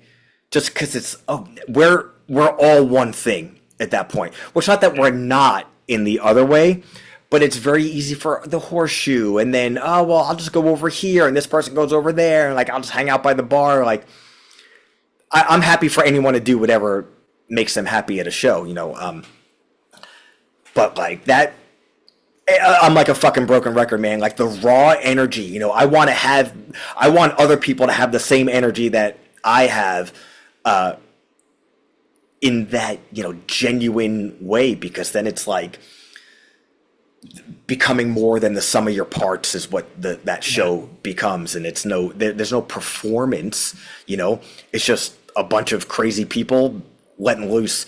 And man, there's no better feeling on earth than that. No, and being in that room and just being fucking a part of it. We did, we released a record. Fucking Redivider. They're a Louisville-based death metal band. It's awesome. And they fucking rip, dude. Like, love seeing these dudes, love these dudes. So they record release show at Magbar. 85 cap room. 160 paid to be inside. Unreal. Like, the best. At one point, no shit, I am standing at the fucking door looking in because I cannot get Oh man, we got to get back there. Yes. Yeah, 100%. We've got some bands to connect you guys with that'll fucking pack that place out. It'll be some good shit, dude. Like, yeah. Those fucking guys. That was such a great show too, and it was so many fucking rowdy ass kids. Like, fuck. And I say kids, like they were probably early mid-20s. Oh yeah, dude. There's been the reinvigoration of younger kids over the past 6 months, 8 months has been like undeniable, and it's so great. Because we've talked about this to death, I feel like, but like in metal, it's just been like an aging thing. It's like we're excluding the younger generations by only exposing these, older bands. So the fact that there are like across the board, so I thought it was just Long Island, and then we travel around and we see, and then we hear like, oh, it's all over the country, and it's so refreshing to see. Well, yeah, because it lets you know, like it lets me know that the music that I love is gonna carry on. It Yeah. doesn't die Hmm. with our generation, you know. Yeah. It's, I mean, same thing, right? I went to see the first time I noticed it was I went to see I Hate God just, I don't know, maybe 8 or 10 months ago in Nashville. I mean, these guys been around since the late '80s. I'm expecting just a bunch of fucking old people, you know, to be at the show. Everyone just kind of fucking hanging out, bobbing their heads or whatever, drinking their beer, getting fucked up. And I get there and it's 40 or 50% sub 30. And I'm like, holy shit, this is awesome. Yeah. Yeah. It's great. It's not just like attendees. It's like it's new bands, younger bands, and I can speak for Long Island at least. The over the past 20 years now, like hardcore is so much bigger than metal, and and I played hardcore bands for years, still playing hardcore bands, all this stuff. There is like a snobbery that goes with hardcore, especially when it comes to metal. And I thought initially it was crazy once hardcore started having such a crossover with death metal. Like, oh, it's so strange. Like, that doesn't go together. And then, like, what the? Yes, yes, it does. It just took a little while for it to compute because to me, and again, I'm older. I'm not old, but I'm older. So those are such totally different worlds. But through the lens of these younger kids, like, oh, they're not totally different worlds. No, Like, oh, but cool. like think back to, internal bleeding, I think is my earliest, like, where that is really starting to come together. And now you've got obituary, like, fuck, dude, obituary, terror, and nails were just on the fucking road together last year. Exactly. So the combination of those two, which it's like, okay, so now we have the hardcore side and the death metal side. Like, oh man, like thrash metal, which to me, thrash metal and hardcore go hand in hand. But scene wise on Long Island, it's been, decades since that's worked. But because hardcore and death metal have been, kind of intermingling for years and years on Long Island now, the younger kids that I think were like, oh, Black Sabbath and Metallica, and then like, oh wait, Slayer, Pestilence, down the rabbit hole. The thrash kids wind up going to the death metal shows. The thrash kids wind up going to the hardcore shows. It's kind of like, after all this time, oh, the thrash kids who went to the death metal and hardcore shows are starting thrash bands with like a modern tinge of death metal in them, are playing these shows. So it's like, oh, wait a minute, now we have thrash metal bands playing death metal and hardcore shows. It's little, but it's happening, and everything has to start little, otherwise it's not going to become anything at all. Right. So, like, seeing that happening across the board, especially, like, and selfishly, being in Extinction A.D., we play the thrash shows where, oh, Extinction A.D., the New York hardcore band. We play the hardcore shows like, oh, that's just like a thrash metal band. It's like, motherfucker! It's like, we're a thrash band. We're from New York. We're hardcore guys also. Like, we couldn't fucking hide the New York hardcore influence if we tried, and we're not trying. So it's like, hey, I want to play thrash metal shows. I want to play hardcore shows. I want to play death metal shows. I want to play anything that's like fucking fun and has like good energy. So to be like, oh, those walls little are like fucking coming down a little bit again, like, especially in this era, we need a bigger army and not these little pockets. Like, under the umbrella of heavy music, like, punk, hardcore, metal, metalcore, thrash metal, death metal, grind. Who gives a fuck? Let's all just, hey, more for everybody. Bigger army. We need everything we can get. Like, we have the dwindling of smaller venues. Like, even our local, I don't want to say dive bar, but like Amityville Music Hall was a 200 cap venue, staple venue on Long Island. 200 cap, they do shows with 300 people sometimes, whatever. After COVID, they expanded. It's a 500 cap room. Difference of a 200 cap and a 500 cap room, or it might be 400, but it's quite bigger, is a really big deal. So like, fuck, what about like the local shows where like, oh, there might only be, 40 people at the show. It looks a lot different in a bigger venue. So it's like, yo, less subjugation. Like, let's come together more. So, oh, there's a show with 5 local bands. Let's make sure there's 200 fucking 50 people there. So to see that that's like a real possibility right now is so encouraging. And that's not just selfishly as a band that crosses over into other genres. It's, for the greater good of everybody overall. Well, I think more people are also. I think for so long we went to shows and it was like you go to see a thrash show and it was all thrash bands. You go to a Mm-hmm. death metal show and it was all death metal bands. Like, don't get me wrong, same thing. I love it all. I love hardcore. I love death metal. I like thrash. I fucking all of it. But dude, if I go to see a death metal band and it's the same fucking chug chug chug for Yes. 2 fucking hours, I am audibly fucking tired. Yeah. Like my ears are like, oh, my brain is like, okay, dude, I Yeah. can't Yeah. take any more like death metal. Like, what else do you have? And I think more people are more open about liking all these different styles. Yeah, I mean, I think you remember like when 80s and 90s, you were if you were a metal kid, you were a metal kid. You could not like punk. And if you were Yeah. a punk, you couldn't like metal. And like, why the fuck not? It's all good. Yeah. It all has good, it all has bad. Like what you fucking like, who cares? And people are like, I just like what I like. I don't give Yep. a fuck. It's Like, the way it good. should be, Yeah. especially with music. Yo, give me 1 second. I'll be right back. I'm sorry. Hold All on. right.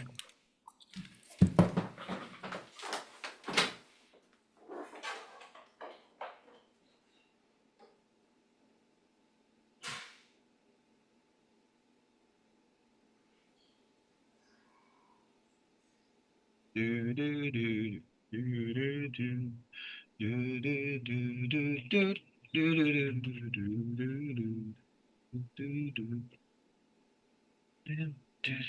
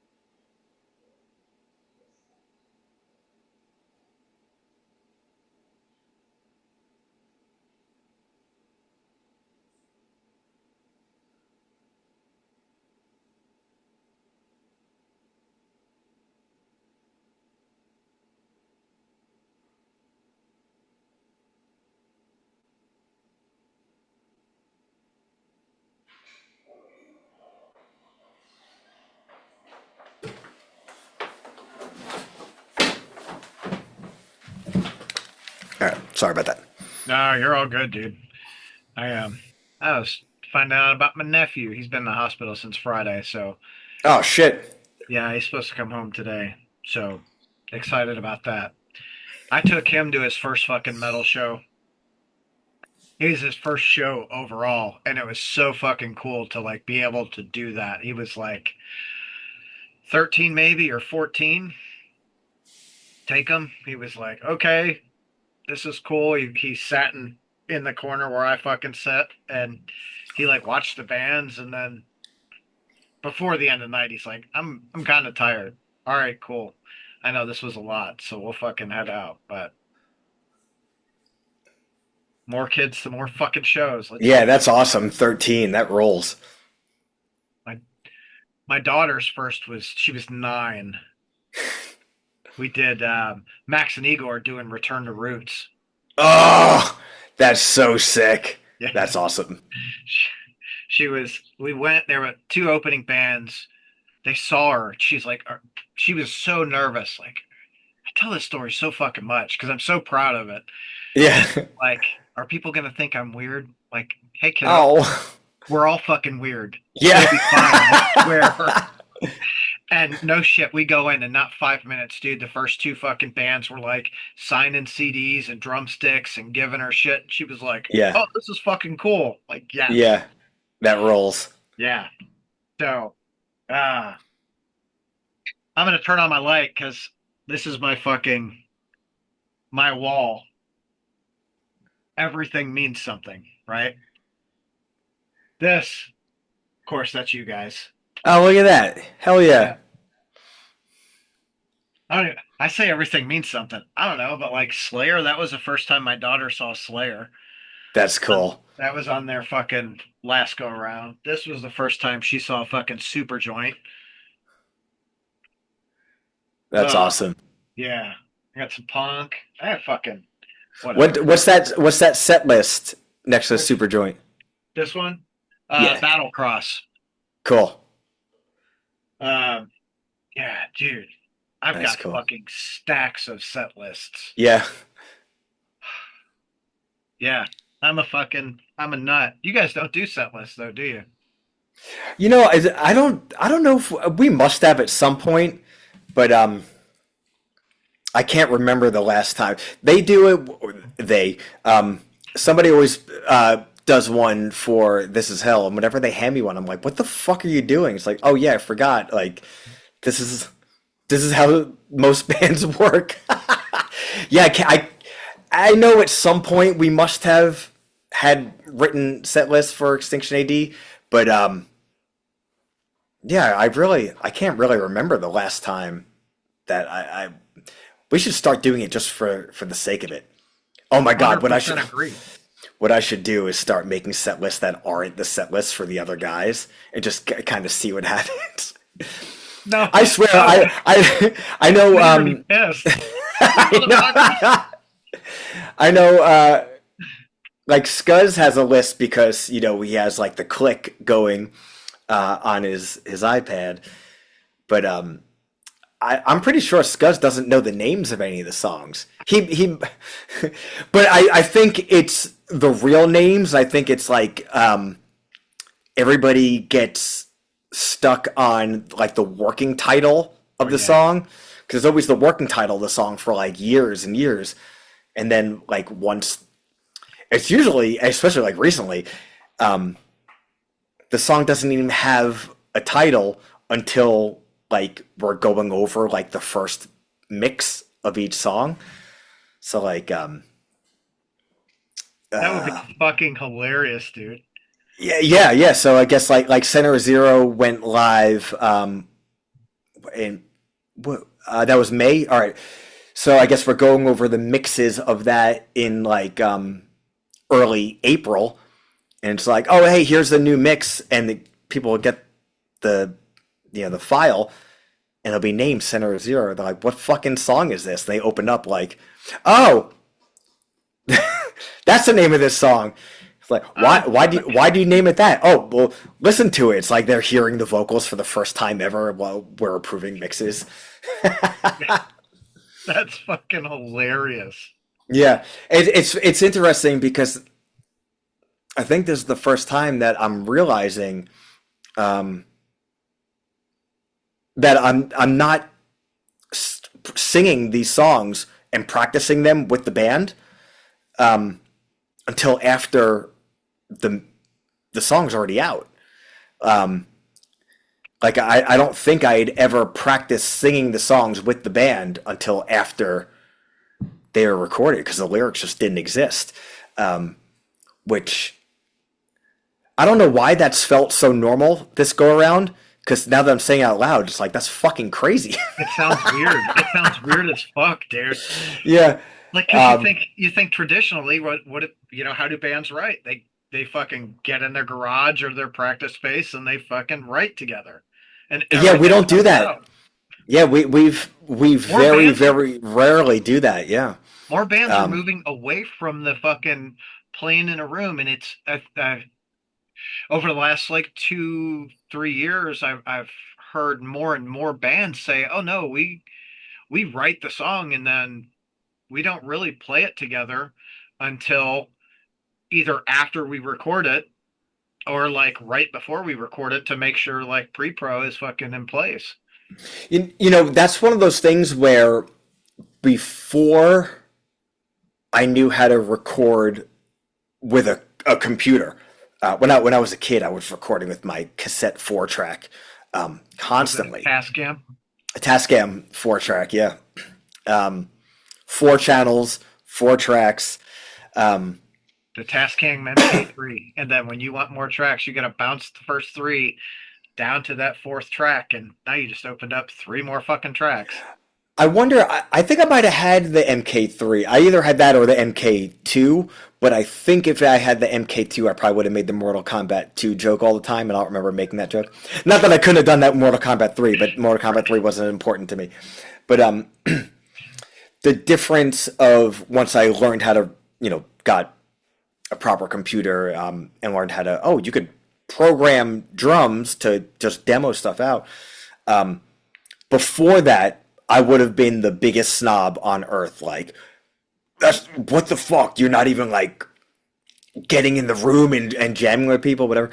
But now I'm so used to it that I guess at this point, going the next step where like, hey, let's approve this mix. Like, you're hearing the vocals for the first time, and I just named the song 10 minutes ago. Seems so natural, but with even probably the whole second half of This Is Hell, for the most part, it's not like everybody doesn't have their input, but as far as like the majority of said song, oh, hey, here it is. Here's a song. Like, we're going to obviously have a human play drums, and we're going to record the guitars and bass and vocals for real, but here's like the outline of the song. And then we get in the room and everybody learns it, and then like, oh, we'll change this here and there or whatever. And once, at least personally, I got into, that's where I could just bang shit out like crazy, you know, especially with Extinction A.D. At one point, I was 2.5 albums ahead.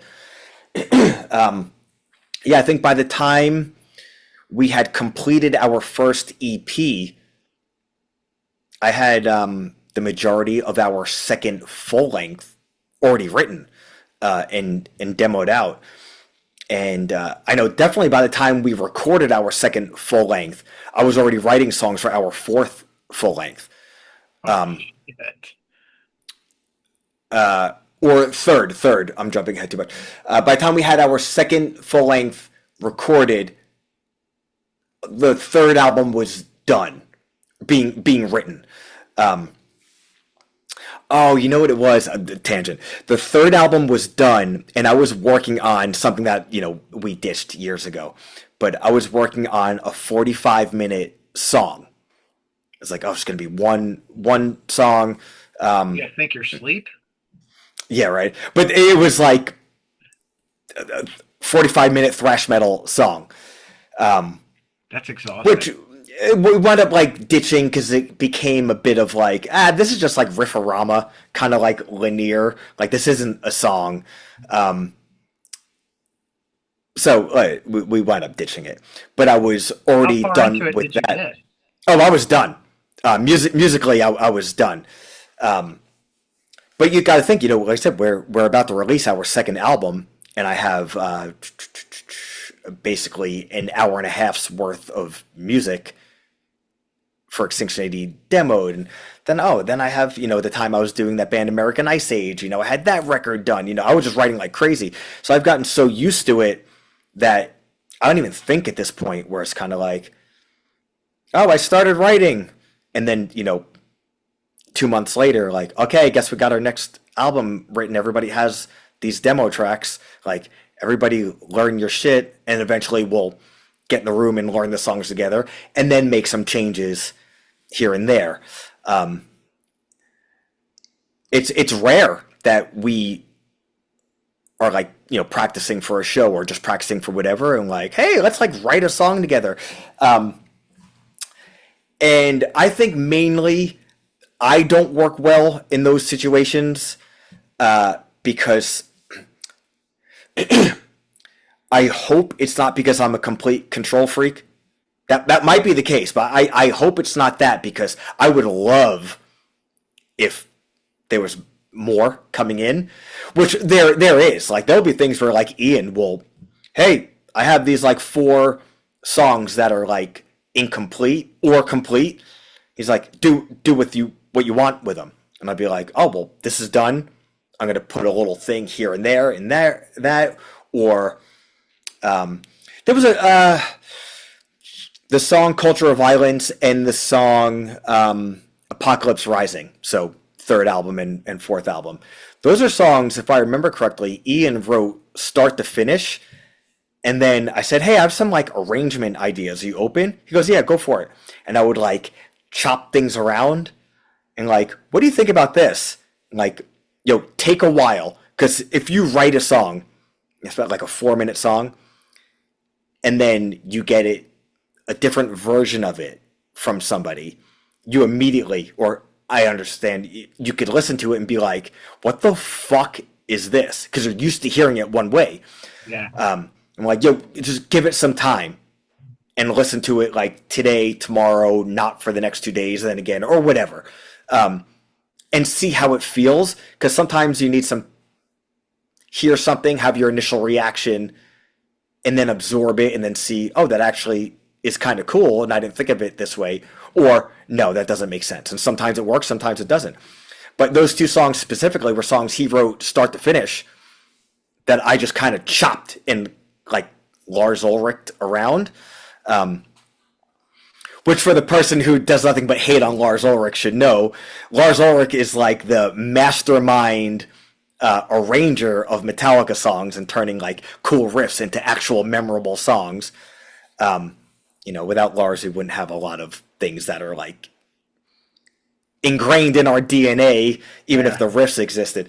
And we, in the end, like, Culture of Violence is a song we never don't play live.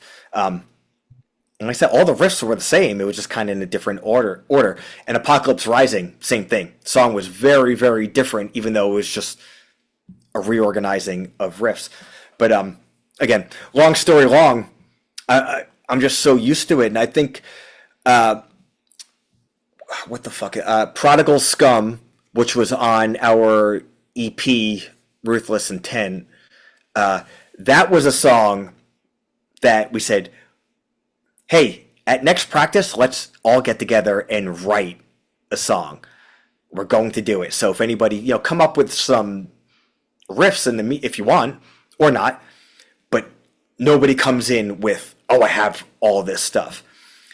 And after years of being unsuccessful, it was really cool that we came in and did that. Yeah. And it was a bit of, we came up with the majority of it, and then I went and did a little bit of pooching and potching. But for the most part, it's like, oh, cool, that was the first song in the history of the band that's like every member is a credited songwriter. And we gave that a go a little bit with the next single I think that we have coming out. All right, June's single. We did a little bit of that. But not. It will be out.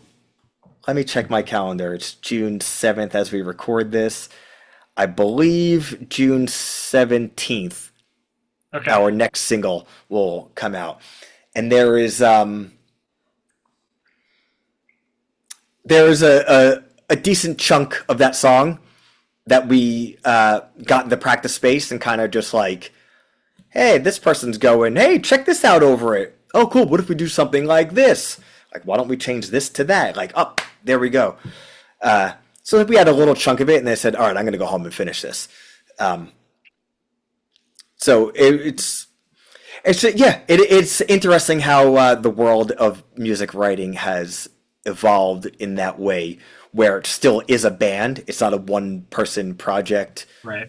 With hired musicians or anything. Well, and it's I think that's a really cool thing that bands do. Like every band has their own like process, right, for songwriting, and like Lamb of God has their process and their formula, right? And then you look at, obviously you guys have done it a couple of different ways, which is probably pretty cool.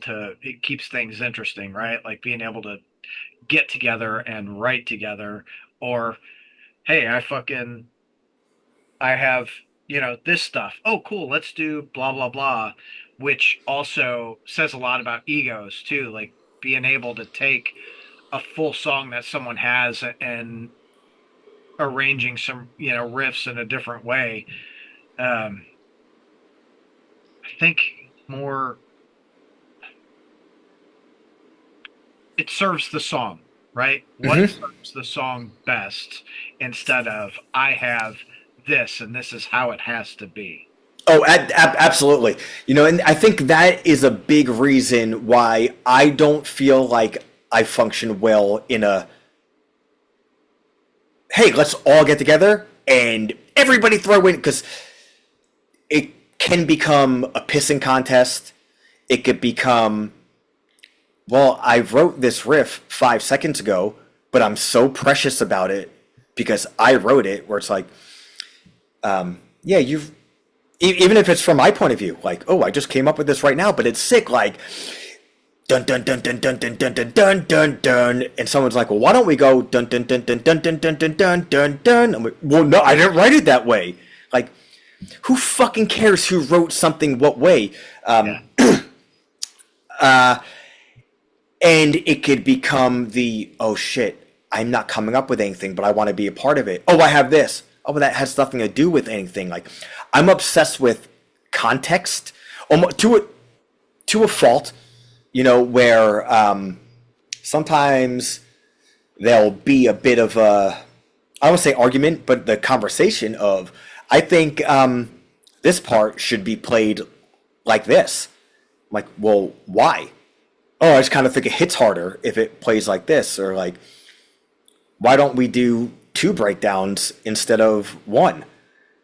And I don't always think this, but very often with something of that nature, be like, well, if you do 2 breakdowns instead of 1, neither one of them is going to hit as hard as the 1. And if we do, that super crazy riff or this like super shreddy solo here and there, then it's just noodling. As opposed, if you build up to it, it'll mean something there, and like all these types of things. And like it could even go of like, oh, I want to do this vocal thing where I'm just going crazy here, and then I'm gonna do a melody here, then I'm gonna go even more crazy there. It's like, well, if you're going crazy all this time, then you're just somebody who just, you got up there and you're just screaming. What I might think vocally is like a 10. If I'm on 10 the entire time, it might as well be a 5. You're just on 5 all the time. So that type of thing, I'm very into. What's going to have like the most impact? Yes, and a structure, and what's going to pay off, and what is going to make each part of a song mean the most. It's got to, it's just kind of, in my opinion, it's like storytelling. If you're going to see an action movie and every single scene in the movie is tumbling over the hood of a car and shooting, then it where's the fucking story? And like, oh, well, who cares about story? I went to see an action movie. There's some people who think like that. There's some people that view wrestling like that. Like, I don't care about a story. I just want to see flips and stuff the whole time. And that shit is cool. But if there's no context to it, it means nothing. That's kind of how I feel with everything. There's no context to anything as far as like entertainment or storytelling or expression. You got to have peaks and valleys, and you got to be taking on a story. And I don't want to say less is more, because like we're playing thrash metal, so we're always more. Sometimes it is, right? But yes. I think to your point, if you're always fucking screaming, it's gonna have a very different impact than if you have, you're here and then you're fucking here. Exactly. So yeah, I follow. I'm picking up what you laying down. So, fuck, I'm gonna I'm gonna reach out to someone and see if I can't get something lined up for OVW and you guys. I'm gonna bust my ass. Like, let's make this happen. Yeah, would be awesome. That'd be fucking great. I can't get over that. Um, I think you and I may have talked about this before. If you and I didn't, I talked with this other person. Did you and Chris Enriquez play in a band together? Yeah, yeah. So I've known Chris. Geez, it's A 2026. long So fucking time, dude. yeah, so I guess I've known Chris for all intents and purposes 26 or so years. I was playing in a band called Subterfuge for a while. He was playing in a band called On the Might of Princes. I don't want to say polar opposite sound bands, but pretty different. But you know, Long Island in 2000s didn't matter. We became buddies, and we wound up playing in, I guess, like a side project band with a few of other buddies. You know, Dan Turr, one of my best friends, Jeff Harris, who played in bands. We went to high school and middle school together. Chris Mazzella, who was playing in Subterfuge. We started a band that, at the time, it's an emo band, but we even knew then, like, yo, there's a lot of like little tinges of just like 80s rock. There was always just like this like inside joke that like, yo, even though you're kind of like this emo band, you're almost like an 80s like metal band, which that's, you know, a stretch. But we made a t-shirt which was in the AC/DC font, which is so played now, but like in 2001, 2002 was like fucking hilarious. You know, and every band on Long Island at the time, it was always like band name, Long Island Hardcore, or like Long Island Punk Rock, or Long Island Death Metal, all these things. So we made a... and we had like the most emo band name ever. The name of the band was Her Last Words. And it was the AC/DC font in white and blue, so it looked like all like silvery and metallic, and like a 2-color shirt for like a local band at that time was like, oh my god. And underneath it said Long Island 80s Metal, which we thought was so fucking funny. It's so goddamn stupid. We thought it was so funny. And also like everybody was always playing like Les Pauls and SGs. I'm an SG guy, but back then I was playing a Jackson with a locking system, and then I got like an Ibanez Joe Satriani guitar with a locking system. So I'm doing dive bomb. We're playing these like songs that kind of sound like Lifetime, with like a tinge of like Def Leppard and the occasional little like Poison thing, and like a hair of like maybe Poison the Well a little bit. But I'm throwing like just harmonic dive bombs in there just like for no fucking reason, and a little like twiddly, ridiculous. So much fun. The band was so much fun. Yeah, we played for probably about 2 years. You know, just did a demo and that's it. So much fun. Reunion. we did a reunion in 2000. Well, reunion. We stopped playing in like 2003, and then we played a show again in 2005. So, you know, I've been friends with Enriquez ever since, and he's working at New Noise magazine now. Yeah, he's the head of advertising. So they're going to be premiering our June single. Oh, fuck yeah. And it's funny, we're chatting about that the other day, and when we were towards the tail end of doing Her Last Words, that first Harley's War record came out, and I love Harley Flanagan. Best Wishes is the best Cro-Mags record by far, in my opinion, and part of loving Harley Flanagan is his vocal delivery, which I don't know if any Extinction A.D. fans would ever catch on to the fact that, like, I definitely do some Harley things here and there. And it's like, oh, because I love it and I think it's sick. And there's also, like, there's no humor to it, but it, like, gets me in a way where, like, that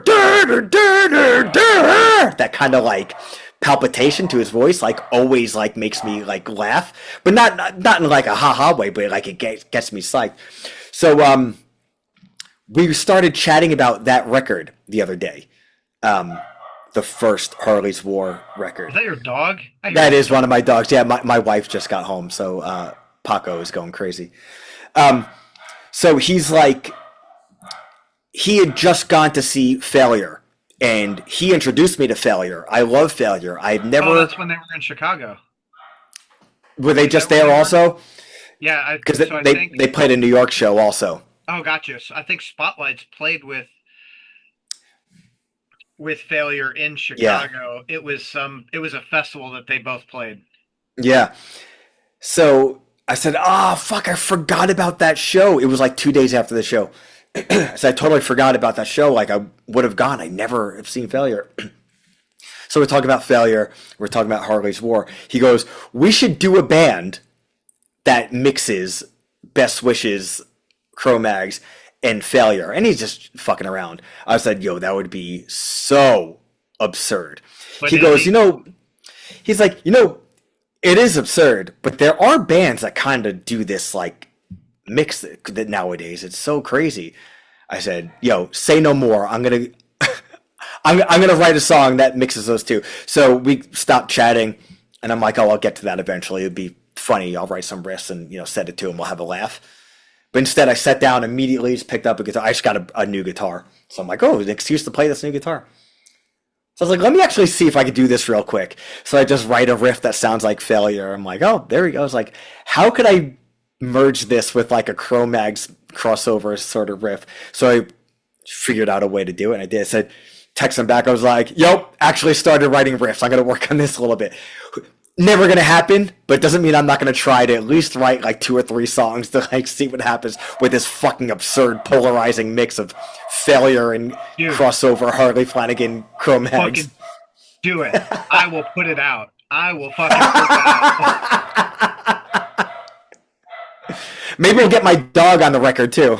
Oh, it'd be great. So I wrote a song, just thinking background noises. I back in the 90s, I like wrote and recorded a lot, and I was recording in this fucking studio and playing a song, Into the Sky, and there was a thunderstorm going on, and over the fucking over the chorus where it's talking about going into the sky and blah blah blah, you can hear the thunder rolling, dude. It was like perfectly timed. Like, holy fuck, that's amazing.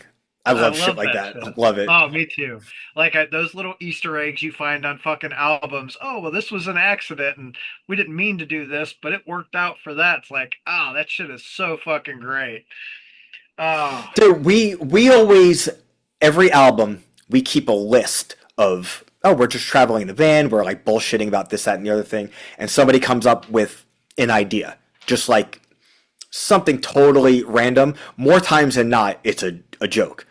But it goes into a list of album whatever number. So there's like album 5 requirements. And it's always funny, like, "Yo, send me that list again," or somebody read off the list. And it's all these ridiculous things, and maybe like a serious thing here and there. And finding ways of incorporating those things into songs. Like the serious things, like a breakdown with a closed hi-hat. Okay, just figure it out. Cool thing. And then dumb shit like monkey noises, which is like, oh, this came up like it's a joke. And then like, yo, I knocked something off the list. Like, oh, was it the closed hi-hat breakdown? Like, no, it's the monkey noises. Like, what the fuck are you talking about? And sometimes it's literal, and sometimes it's so the monkey noises thing turned into in Thaw. We have like a little guitar lead that transitions into the guitar solo. And it's just but it's like, yo, I'm going to go into that, and I'm channeling the fucking monkey sound. So it's kind of cheating a little bit. But, there's some things that have gotten on that were ridiculous. Like, I don't know, it's subtle, especially the way Ian mixes. Trying to fit things in, having everything be musical. But like, I think on maybe 2 of the released songs at this point, there's synth on them, which is like, if you don't dig for it, you're not hearing it. But once you hear it, you're like, oh my God, how the fuck did I not hear that? Yeah, Um, I have like I'm thinking like I don't remember hearing a synth, but now I'm gonna go back and just listen for fucking synths through all of them. Like what the fuck? it it's cool when it's stuff when somebody puts it in and it's something that was on the list and they don't tell anybody that they did it and then it comes up. Um, so we have some stuff that we're still working on. It's funny you bring up the thunder thing. I think I think there's fire in Center of Zero, which is like a ridiculous thing. Let's put fire on the record. But I think that made it into Center of Zero. We always have different types of like impact sounds. Like, let's put a car crash here instead of like a sub drop. And sometimes it's noticeable, sometimes it's not. And then some other things that are never going to happen. Like I think since album 3, Sammy Hagar guest spot has been on our list. Like I don't think we're ever gonna get Sammy Hagar to be on. Hold on. Let me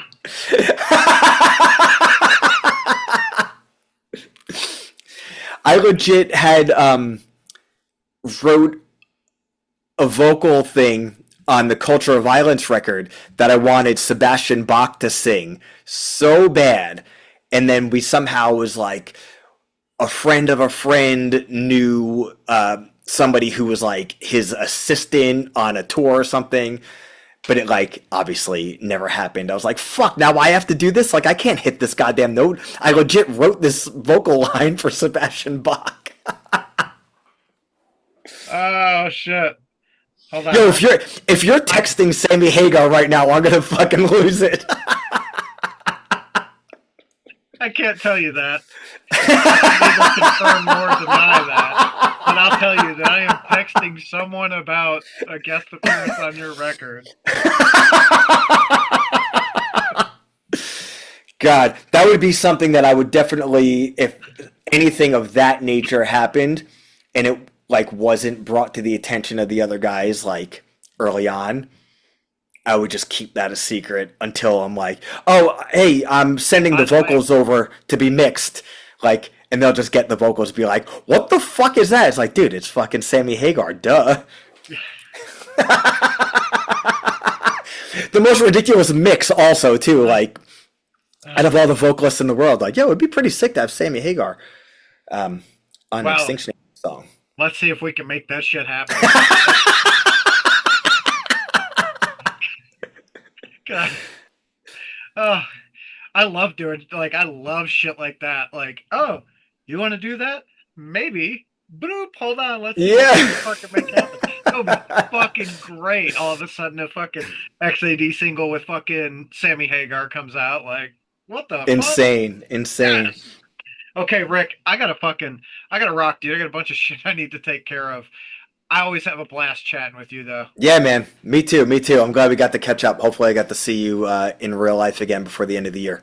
Yes, I agree. I'll definitely keep you up to speed on what I find out on my end so we can make that happen. All right? Great, man. Awesome. Thank you, man.